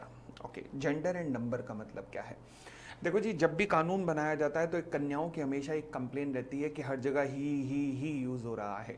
General clause act कहता है ठहरो ठहरो ठहरो ठहरो ठहरो। जहां जहां मैंने ही शब्द यूज किया है वहां ही का मतलब शी भी होगा। लॉ के अंदर ही का मतलब शी भी होगा, ठीक है ना। सिमिलरली जहां जहां सिंगुलर यूज हुआ है उस सिंगुलर को सिचुएशन अनुसार प्लूरल भी कंसीडर किया जा सकता है and vice versa. But unless a different intention appear, ये जरूरी है। फॉर एग्जाम्पल मान लीजिए कि he will married to she, तो इसका मतलब नहीं है कि वहाँ ही में भी शी कर लो, she will married to she. वैसे आज सुप्रीम कोर्ट का जजमेंट है, बट फिलहाल unless a different intention appear का मतलब क्या है कि जब तक कोई और इंटेंशन ना दी जाए। कुछ ऐसे काम होते हैं जो कन्याएं हो कर सकते हैं, कुछ ऐसे काम होते हैं जो पुरुष ही कर सकते हैं। तो अगर वो इंटेंशन है तो वो साइड पे करो, अदरवाइज ही का मतलब शी भी होगा। तो पढ़िए, in all central act and the regulation unless there is anything repugnant in the subject. Repugnant मतलब जब तक कुछ ऑपोजिट ना हो, जब तक कुछ स्पेसिफिकली ना हो, तब तक word important importing the muscular gender. जब भी मेल जेंडर की बात होगी तो उसमें फीमेल जेंडर एंड वाइस वर्सा भी इंक्लूड होंगे। एंड सिमिलरली सिंगुलर जब जब वर्ड कहा जाएगा तो उसमें प्लूरल एंड वाइस वर्सा भी काउंट होंगे। ओके कहता है जी, फॉर एग्जाम्पल पढ़िएगा, कहता है where a word connoting a common gender is available. Okay, but the word use convey a specific gender. मान लीजिए किसी के लिए स्पेसिफिक जेंडर अवेलेबल है, there is a presumption that provision of general clause act do not apply. तो ये वाली presumption नहीं लगेगी भाई। अगर मान लीजिए कहा गया है कि ये काम केवल लड़का ही करेगा, ये काम केवल लड़का ही करेगा, अगर ये कहा गया है तो मतलब उसका मतलब फिर वहां पे ही है, ठीक है ना, वहां पे शी कंसीडर्ड नहीं हो सकता, ध्यान रखना, ठीक है। दस the word block could not be interpreted to include the cows. For example अगर स्पेसिफिकली लिखा है बुलॉक बैल, तो इसका मतलब ये नहीं है कि वो काम गाय भी कर सकती है, नहीं नहीं नहीं। स्पेसिफिकली अगर वर्ड लिखा हुआ है इस किसी जेंडर के लिए तो वो पार्टिकुलर जेंडर ही करेगा, अदरवाइज नॉर्मली ही का मतलब शी का मतलब ही भी लिया जा सकता है। अच्छा, फिर सिंगुलर और प्लूरल के ऊपर एक एग्जांपल है जो मुझे लगता है कभी भी आ सकता है। वो क्या कहता है, कहता है जी person can not become KMP. एक से ज्यादा कंपनियों में केएमपी नहीं बन सकते except in its subsidiary company. Word है सिंगुलर में सब्सिडरी। कोई भी व्यक्ति एक से ज्यादा कंपनियों में नहीं बन सकता KMP accept in its subsidiary. Subsidiary singular में लिया गया है।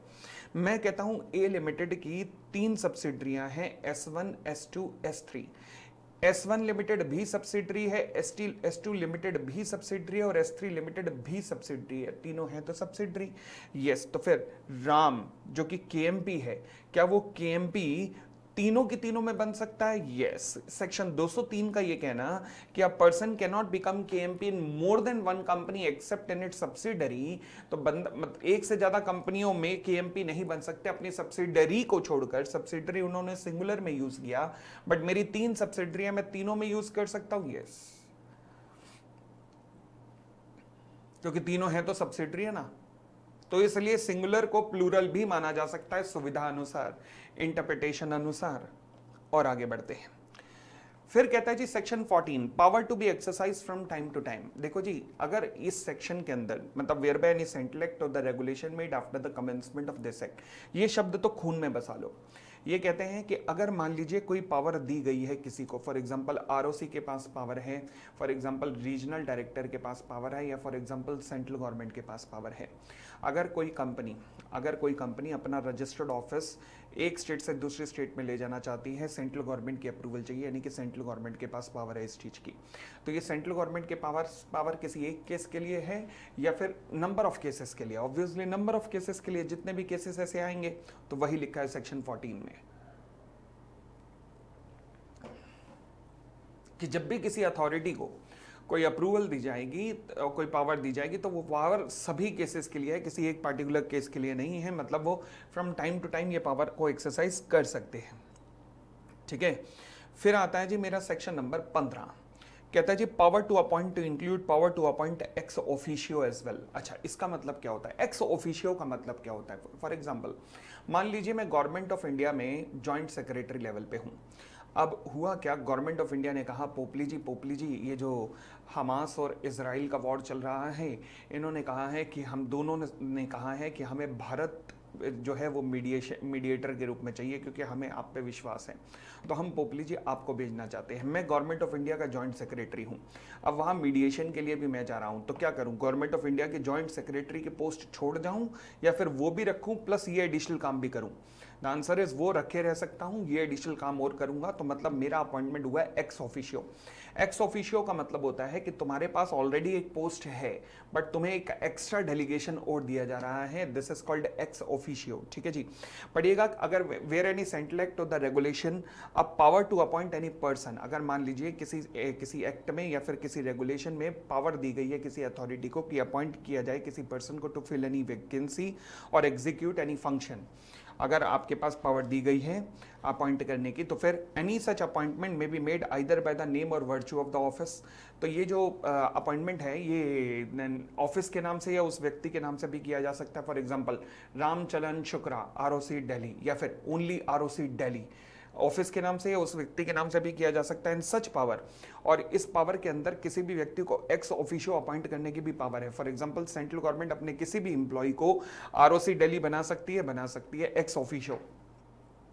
ठीक है ना, कि जब तक नया आरओसी नहीं आता तब तक ROC Haryana, ROC UP, ROC Delhi का भी काम संभालेगा, तो वो एक्स ऑफिशियो बन गया। क्लियर? चलिए, फिर कहता है सेक्शन 16 आता है मेरा, कहता है जी power to appoint to include power to suspend और डिसमिस।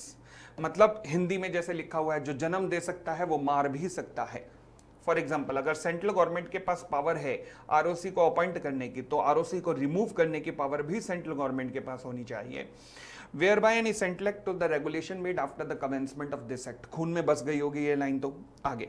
अब power to make any appointment is provided, अगर किसी व्यक्ति को अपॉइंट करने की पावर दी गई है किसी अथॉरिटी को, तो फिर जब तक कि कुछ सेपरेट ना कहा जाए तब तक उस व्यक्ति को रिमूव करने की पावर भी उसी व्यक्ति के पास होती है।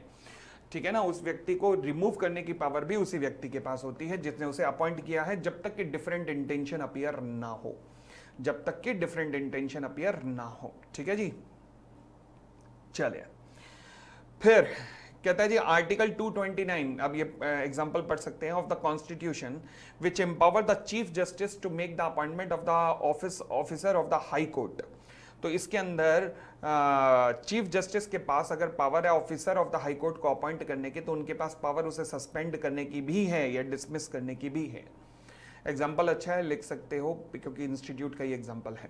फिर आता है substitution of the functionaries, section number 17।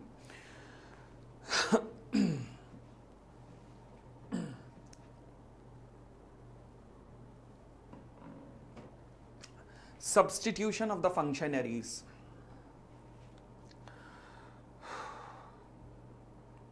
जी क्या, अगर मान लीजिए आपने सर्टिफिकेट ऑफ इनकॉर्पोरेशन अगर अपना कंपनी का देखा हो, तो उसमें लिखा है आरओसी दिल्ली, जरूरी है नाम में लिखा हो रामचरण शुक्ला, छोटेलाल वर्मा? क्या जरूरी है? खाली आरओसी दिल्ली लिख दिया काफी नहीं है? काफी है। तो फिर कहता है वेयर एनी सेंट्रल एक्ट और the regulation made after the commencement of this act, okay, it shall be sufficient to mention the official title. ये काफी रहेगा। अगर आप अपने ऑफिशियल टाइटल या ऑफिस का टाइटल डाल देते हैं, at the present executing the function of an office, अगर कोई ऑफिसर जो कि इस टाइम वो फंक्शन एक्सरसाइज कर रहा है, अगर वो अपना ऑफिशियल टाइटल डाल देता है किसी डॉक्यूमेंट पे, तो ये सफिशिएंट है for the purpose of indicating application of law. तो इसका मतलब है उसके साइन हुए हैं, कोई दिक्कत नहीं है। ठीक है जी। Section 18 successor. सक्सेसर का मतलब क्या है? कहता है any central act of the regulation made after the commencement of this act, okay, it shall be sufficient for the purpose of indicating the relation of law to any successor of any functionary to express its relation to the functionaries. For example, Chhotelal Agarwal ji ROC Delhi थे, वो चले गए, अब मोहनलाल अग्रवाल जी आ गए। छोटेलाल अग्रवाल जी चले गए, मोहनलाल अग्रवाल जी आ गए, तो छोटेलाल अग्रवाल जी द्वारा दिए गए जितने भी सर्टिफिकेट ऑफ इनकॉर्पोरेशन थे वो इनवैलिड हो गए क्या? नहीं भाई साहब, ये मोहनलाल अग्रवाल जी आए हैं, वो सक्सेसर के रूप में आए हैं, तो इसका मतलब जो पहले वालों ने काम किए वो भी तो वैलिड हैं। यस, उन कामों पे कोई दिक्कत नहीं है, he is a successor. Successor मतलब उसी फंक्शन में आए हैं, तो उस फंक्शन ने जो पहले काम किया उनकी वैलिडिटी पे कोई दिक्कत नहीं है। तो लिखा है यही, it shall be sufficient for the purpose of indicating the relation of law to any successor of any functionary. Successor कौन है? जो अब आया है। फंक्शनरीज मतलब जो जा रहा है, to express its relation to the functionary. केवल वो ये बता दे कि मैं ये इनका सक्सेसर हूं, बस बात एक ही है, यानी कि फंक्शनरी ने जो काम किए वो भी वैलिड रहेंगे। अब जो सक्सेसर आया है वो काम कर रहा है उस कैपेसिटी में, कोई दिक्कत नहीं है, वो भी वैलिड है। ठीक है ना। तो जरूरी नहीं है कि अब मोहनलाल अग्रवाल जी सारे सर्टिफिकेट दोबारा इशू करेंगे। जो छोटे लाल अग्रवाल जी ने किए हैं, जो छोटे लाल अग्रवाल जी ने किए हैं वो वैलिड है, वो कोई दिक्कत नहीं, कर दिए। चले और आगे बढ़ते हैं। फिर कहता है जी सेक्शन 19 आता है मेरे पास, जो कहता है ऑफिशियल चीफ एंड सबऑर्डिनेट। हाँ जी, official chief and subordinate. For example मान लीजिए ऑफिस में जो वाइस प्रेसिडेंट साहब हैं या प्रेसिडेंट साहब हैं, वो कहीं गए हुए हैं और उनका जो ड्यूटीज है वो डेलीगेट की गई है वाइस प्रेसिडेंट साहब को। अब प्रेसिडेंट साहब के जो भी रिस्पॉन्सिबिलिटीज हैं, क्या वो वाइस प्रेसिडेंट साहब भी निभाएंगे? यस। फॉर एग्जांपल प्रेसिडेंट साहब ने अगर किसी मीटिंग में जाना है तो उनको प्रेजेंट कौन करेंगे? वाइस प्रेसिडेंट साहब। अब यही होगा, यानी कि अगर मान लीजिए बॉस ऑफिस में नहीं है और आपको डेलीगेशन दिया गया है, तो जो बॉस करता है वो अब आपको करना पड़ेगा। यस, जो बॉस करता है। फॉर एग्जाम्पल बॉस का टाइमिंग है सुबह 8 बजे आने का, आप आते हो 10 बजे, परंतु जब आप बॉस की जगह में आ रहे हो तो आपको भी 8 बजे आना पड़ेगा। यस, क्योंकि जब तक बॉस नहीं है तब तक आप ही बॉस हो ना, तो इसलिए इन एनी सेंट्रल एक्ट और the regulation made after the commencement of this act, any law relating to the chief or senior of any office, okay, shall apply to his deputy or subordinate, अच्छा, who is performing duty of that officer in place of their superior, okay, समझ आ गई बात? तो अगर superior नहीं है तो उसकी जगह जो जूनियर परफॉर्म कर रहा है तो उसे भी वैसा ही परफॉर्म करना पड़ेगा, उसी तरीके की ड्यूटीज परफॉर्म करनी पड़ेंगी, क्योंकि वो अब सीनियर के शूज में जा चुका है, तो उसको उसी तरीके से ही ध्यान रखना पड़ेगा, परफॉर्म करना पड़ेगा। फिर कहता है सेक्शन नंबर 20 पे आते हैं, कहता है word use in a definition to have same meaning for the whole act. Okay, what does it meaning? What does it mean? देखो जी, कंपनीज एक्ट 2013 के अंदर बार बार कंपनी शब्द यूज हो रहा है। तो जब कंपनी शब्द बार बार यूज हो रहा है कंपनी एक्ट 2013 में, तो उस कंपनी का मतलब क्या है? क्या मैं कह सकता हूं वही जो कि सेक्शन 2 क्लॉज 20 में यूज हुआ है? भाई कंपनी का अर्थ चेंज तो नहीं हो जाएगा? क्या मैं कह सकता हूं कंपनी का अर्थ वही का वही है जो कि सेक्शन 2 क्लॉज 20 में यूज हुआ है? बिल्कुल वही का वही है। तो वही लिखा है, where any central act or the regulation made after the commencement of this act, the power to issue any notification, order, scheme or rule is conferred, then any word used, अगर मान लीजिए किसी भी नोटिफिकेशन में, किसी भी rule में, किसी भी ऑर्डर में, किसी भी रेगुलेशन में अगर वो वर्ड कंपनी यूज हुआ तो उसका मतलब वही होगा जो एक्ट में कंपनी का मतलब दिया हुआ है।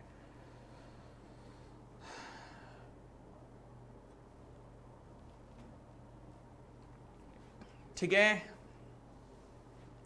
तो ये था मेरा सेक्शन 20। उसके बाद आते हैं जी meaning of notification and if it can be altered through the administrative power. Notification का मतलब क्या है और क्या ये एडमिनिस्ट्रेटिव पावर के द्वारा ऑल्टर की जा सकती है? तो notification means an employ a formal announcement of the legally relevant fact. Notification का मतलब है कि मान लीजिए कोई गवर्नमेंट अपनी अनाउंसमेंट करना चाहती है तो वो नोटिस देगी, और गवर्नमेंट का नोटिस जो ऑफिशियल गैजेट में आता है दैट इज कॉल्ड नोटिफिकेशन। ठीक है ना, तो कोई गवर्नमेंट अनाउंसमेंट किसी भी लीगल मैटर पे is called as notification. Okay, फिर कहता है जी notification published in the official gazette का मतलब होता है notification published by the authority of law. इसका मतलब है कि एक प्रॉपर अथॉरिटी के द्वारा पब्लिकेशन हुआ है इस नोटिस का, तो इसे कहते हैं notification published in the official gadget. मतलब जब नोटिफिकेशन पब्लिश्ड होती है ऑफिशियल गैजेट तो इसका मतलब है प्रॉपर अथॉरिटी ऑफ लॉ के द्वारा ये काम हुआ है। फिर since it is a formal declaration, क्योंकि गवर्नमेंट का डिसीजन है, ध्यान रखना, एंड दस should always be in accordance with the declared policies in the statute. Statute मतलब कानून, तो प्रॉपर हर पॉलिसीज एंड कानूनों का ध्यान में रख के इशू की जानी चाहिए। दस notification can not be substituted by the administrative instructions.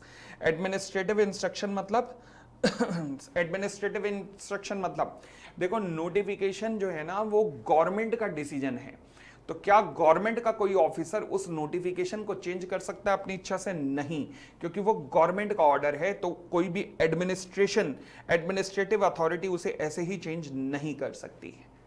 ठीक हो गई इतनी बात? तो ये नोटिफिकेशन के ऊपर है, एज इट इज ये क्वेश्चन आने के चांसेस हैं, ध्यान रखना नोटिफिकेशन के बारे में। फिर आता है section 21, power to issue to include power to amend as well. अच्छा, कहता है जी मान लीजिए अगर कोई पावर दी गई है किसी अथॉरिटी को, सेबी के पास पावर है कि आप रेगुलेशन फ्रेम कर सकते हो, तो क्या उस सेबी उस रेगुलेशन को जो जो फ्रेम उसने की है क्या उसे ऑल्टर भी कर सकती है?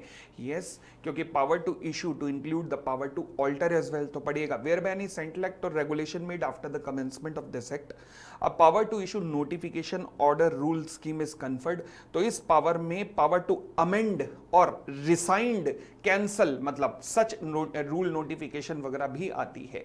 तो सेबी अगर कोई रेगुलेशन फ्रेम कर सकता है तो वो उसे कैंसिल करने की पावर या अमेंड करने की पावर भी सेबी के पास है। तो फिर आता है जी सेक्शन 22। ओके, कहता है जी validity of rules before the commencement of this act. अच्छा जी, कहता है जी हुआ क्या कि मान लीजिए कानून बन गया, कानून अभी इफेक्टिव नहीं हुआ कि रूल्स भी बन गए। Best example companies act. Companies act में वाइंडिंग अप का कानून बन गया था, इफेक्ट इनमें नहीं आए थे क्योंकि सेंट्रल गवर्नमेंट के पास अभी एनसीएलटी नहीं थे, परंतु रूल्स बन गए थे कि जज कैसे अपॉइंट होंगे, जज कितने होंगे, जज कितने दिन में डिसीजन देंगे, ये रूल बन गए।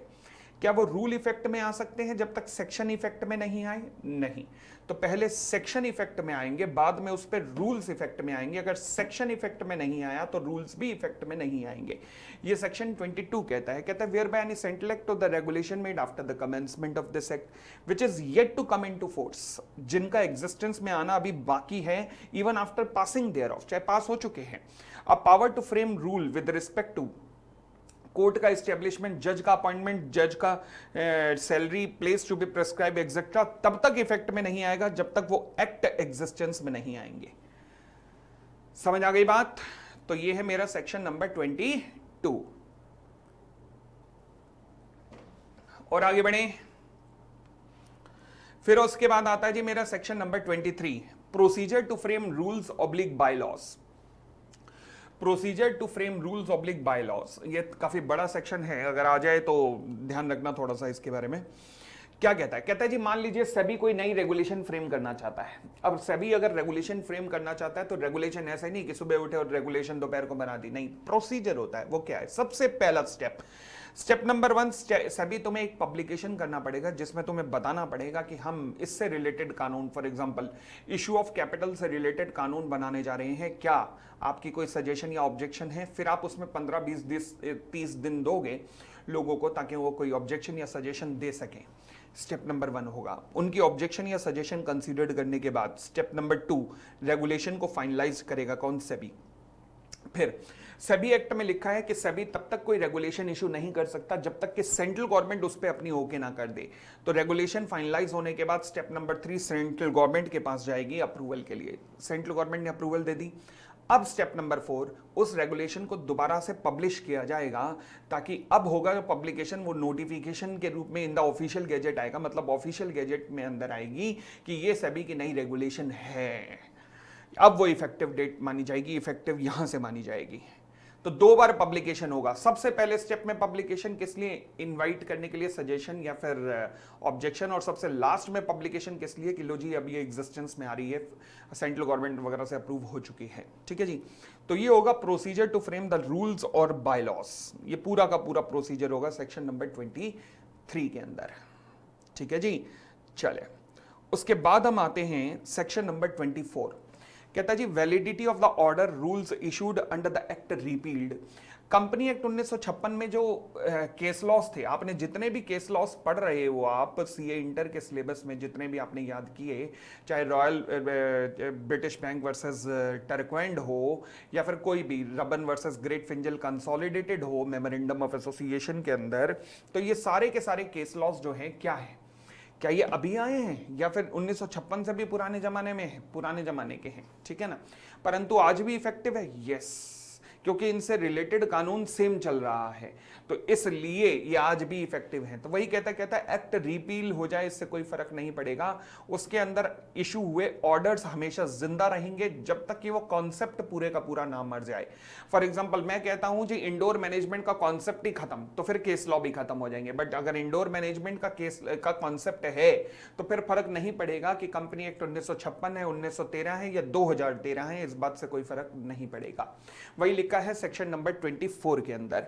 तो एनी सेंट्रल एक्ट और रेगुलेशन इज अमेंडेड और रिपील्ड और री इनेक्टेड अमेंड हुई, रिपील्ड हुई या री इनैक्ट हुई, देन अनलेस अदरवाइज प्रोवाइडेड, जब तक कि कुछ स्पेसिफिकली ना हुआ हो कि हम पूरा कॉन्सेप्ट ही उड़ा रहे हैं, तब तक any order rule scheme issued under the act so repealed shall continue to be in force.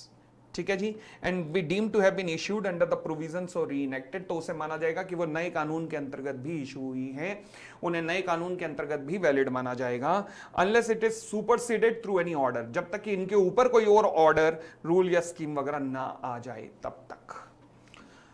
ये था मेरा सेक्शन नंबर 24।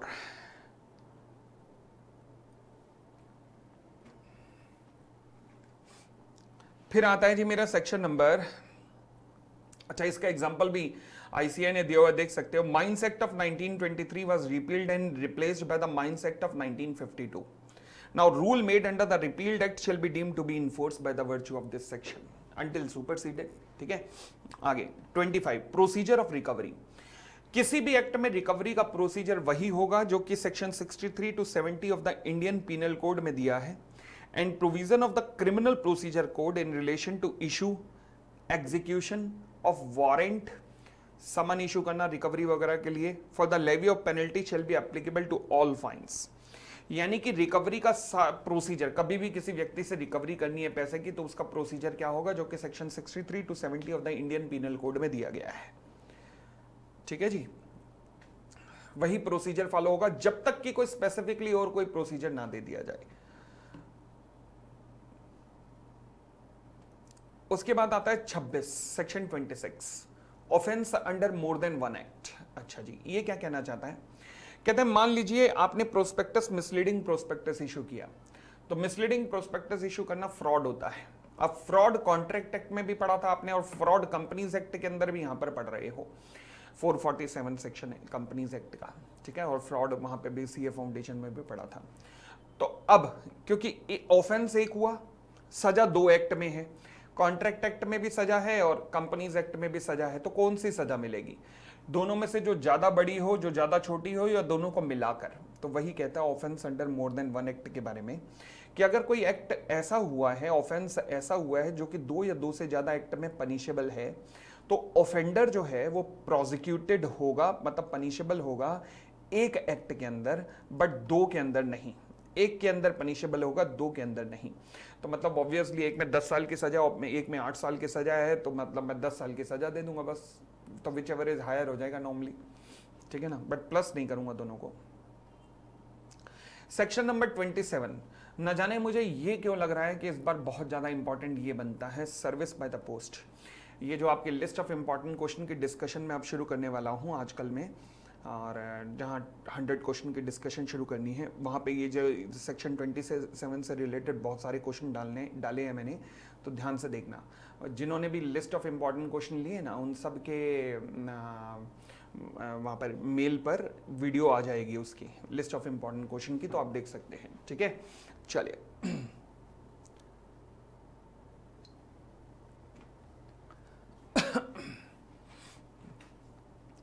कहता है वेयर एनी सेंट्रल एक्ट और regulation made after the commencement of this act, any document is required to be served by the post. अगर मान लीजिए किसी भी एक्ट में अगर सर्विस ऑफ द डॉक्यूमेंट की चर्चा की गई है, तो वो डॉक्यूमेंट कब माना जाएगा कि वो प्रॉपर तरीके से सर्व हुआ है। बहुत इंपॉर्टेंट लाइन है, क्या, then unless a different intention appear, जब तक कि कुछ और स्पेसिफिकली ना लिख दिया हो तब तक सर्विस कब मानी जाएगी, जब properly address plus pre paying plus posting by registered post. Pre paying मतलब रिसीव करने वाले को कोई पैसे नहीं देने, आपने पोस्टल ड्यूटी पहले ही पे कर दी है, प्रॉपर एड्रेस लिखा हुआ है, प्लस रजिस्टर्ड पोस्ट के द्वारा दिया गया है, a letter containing the document चला गया है। याद करो तो मैंने कहा section 101 notice of the meeting कैसे दिया जाता है, तो हमने कहा जी सर्टिफिकेट ऑफ पोस्ट के द्वारा या नॉर्मल पोस्ट के द्वारा, तो हमने कहा जी नॉर्मल पोस्ट के द्वारा दिया जा सकता है, क्योंकि अदरवाइज तो कंपनियों का खर्चा बहुत हो जाएगा। तो जब तक डिफरेंट इंटेंशन अपीयर ना हो तब तक पोस्ट का मतलब क्या लिया जाता है, proper address plus pre paying plus posting by registered post लिया जाता है। ठीक है जी, and unless the contrary is prove to have been effective, और ये इफेक्टिव कब माना जाएगा, सर्विस ऑफ पोस्ट किस दिन इफेक्टिव माना जाएगा? At which the letter would be delivered in the ordinary course of the post, यानी कि जब वो एक्चुअली डिलीवर्ड होगा तब माना जाएगा कि वो डिलीवर्ड हुआ है। ऐसे नहीं कि जैसे नोटिस ऑफ मीटिंग के सेक्शन में दिया गया है कि हम तो मान लेंगे 48 घंटे बाद वो रिसीव हो चुका है ना, unless intention different intention appear, जब तक डिफरेंट इंटेंशन होगी तो बात आ रहा है, अदरवाइज उसे कब माना जाएगा? जब वो एक्चुअल में डिलीवर्ड होगा। बताओ जी, यहां तक भी कोई भी दिक्कत? चले, अब हुआ क्या, एक केस हुआ था जगदीश सिंह वर्सेस नट्टू सिंह का।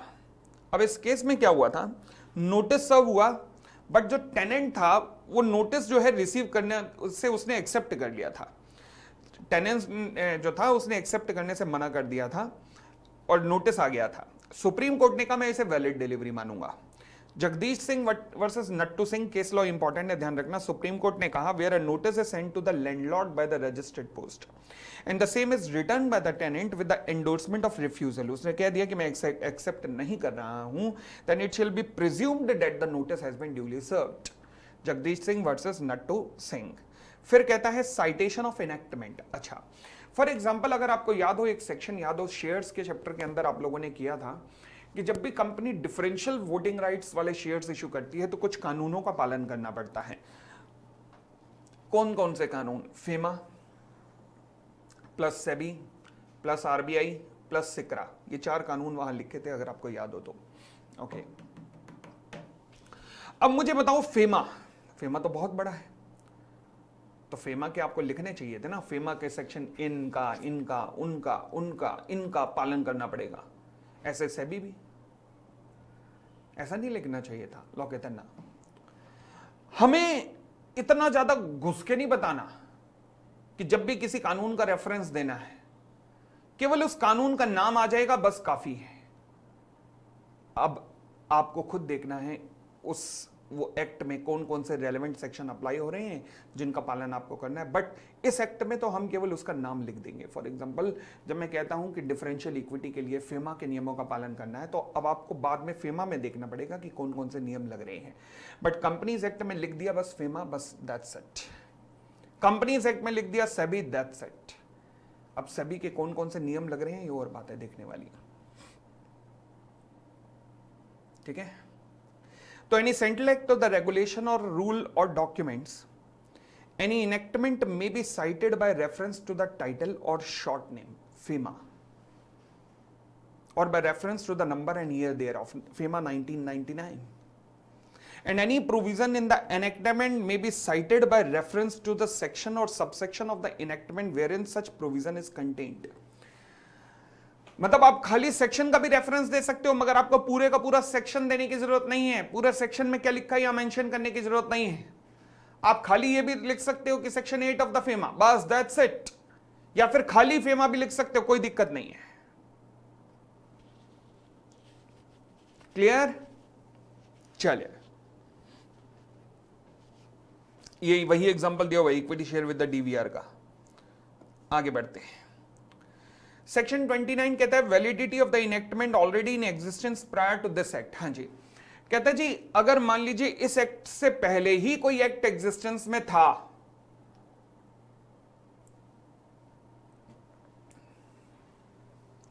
इस एक्ट से पहले, जनरल क्लॉज एक्ट से पहले भी कोई एक्ट एग्जिस्टेंस में था, for example general clause act 1897 existence में कब आया?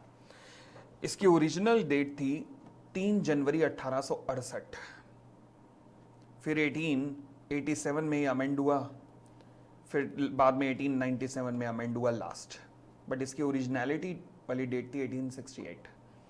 तो 1868 से पहले अगर कोई एग्जिस्टेंस में आया कानून तो उसके ऊपर जनरल क्लॉज एक्ट नहीं लगेगा। जनरल क्लॉज एक्ट 1868 के बाद आए कानूनों पे लगेगा। बात समझ आ रही है? पढ़िएगा ये टेबल जो बॉक्स में बनता है। ये जो बॉक्स है ना, ये एनालिसिस है हमारी क्लास के, तो इनको पेपर में नहीं लिखना होता, ध्यान रखना। If general clause act to affect provisions of negotiable instrument act 1881, yes 1868 के बाद आया, yes. But rent recovery act 1853 which has been amended in 2017, मुझे अमेंडमेंट से मतलब नहीं है, मुझे तो बताओ ओरिजिनली कब था 1853, द आंसर इज नो। ठीक है जी। तो provision of this act shall not affect the construction of any act regulation made before the commencement of this act even if such act और रेगुलेशन और रूल इज कंटेन्ड और amended later on, it won't affect. ठीक है जी, तो ये आपका पूरे का पूरा जनरल क्लॉज एक्ट था। अब हम क्या करने वाले हैं, अब हम अगली रिवीजन आएगी आपके लिए अकाउंट्स ऑफ कंपनी की। ठीक है जी, चलो, तो यहाँ हमारा जनरल क्लॉज एक्ट का रिवीजन खत्म होता है। Thank you, bye bye, thank you.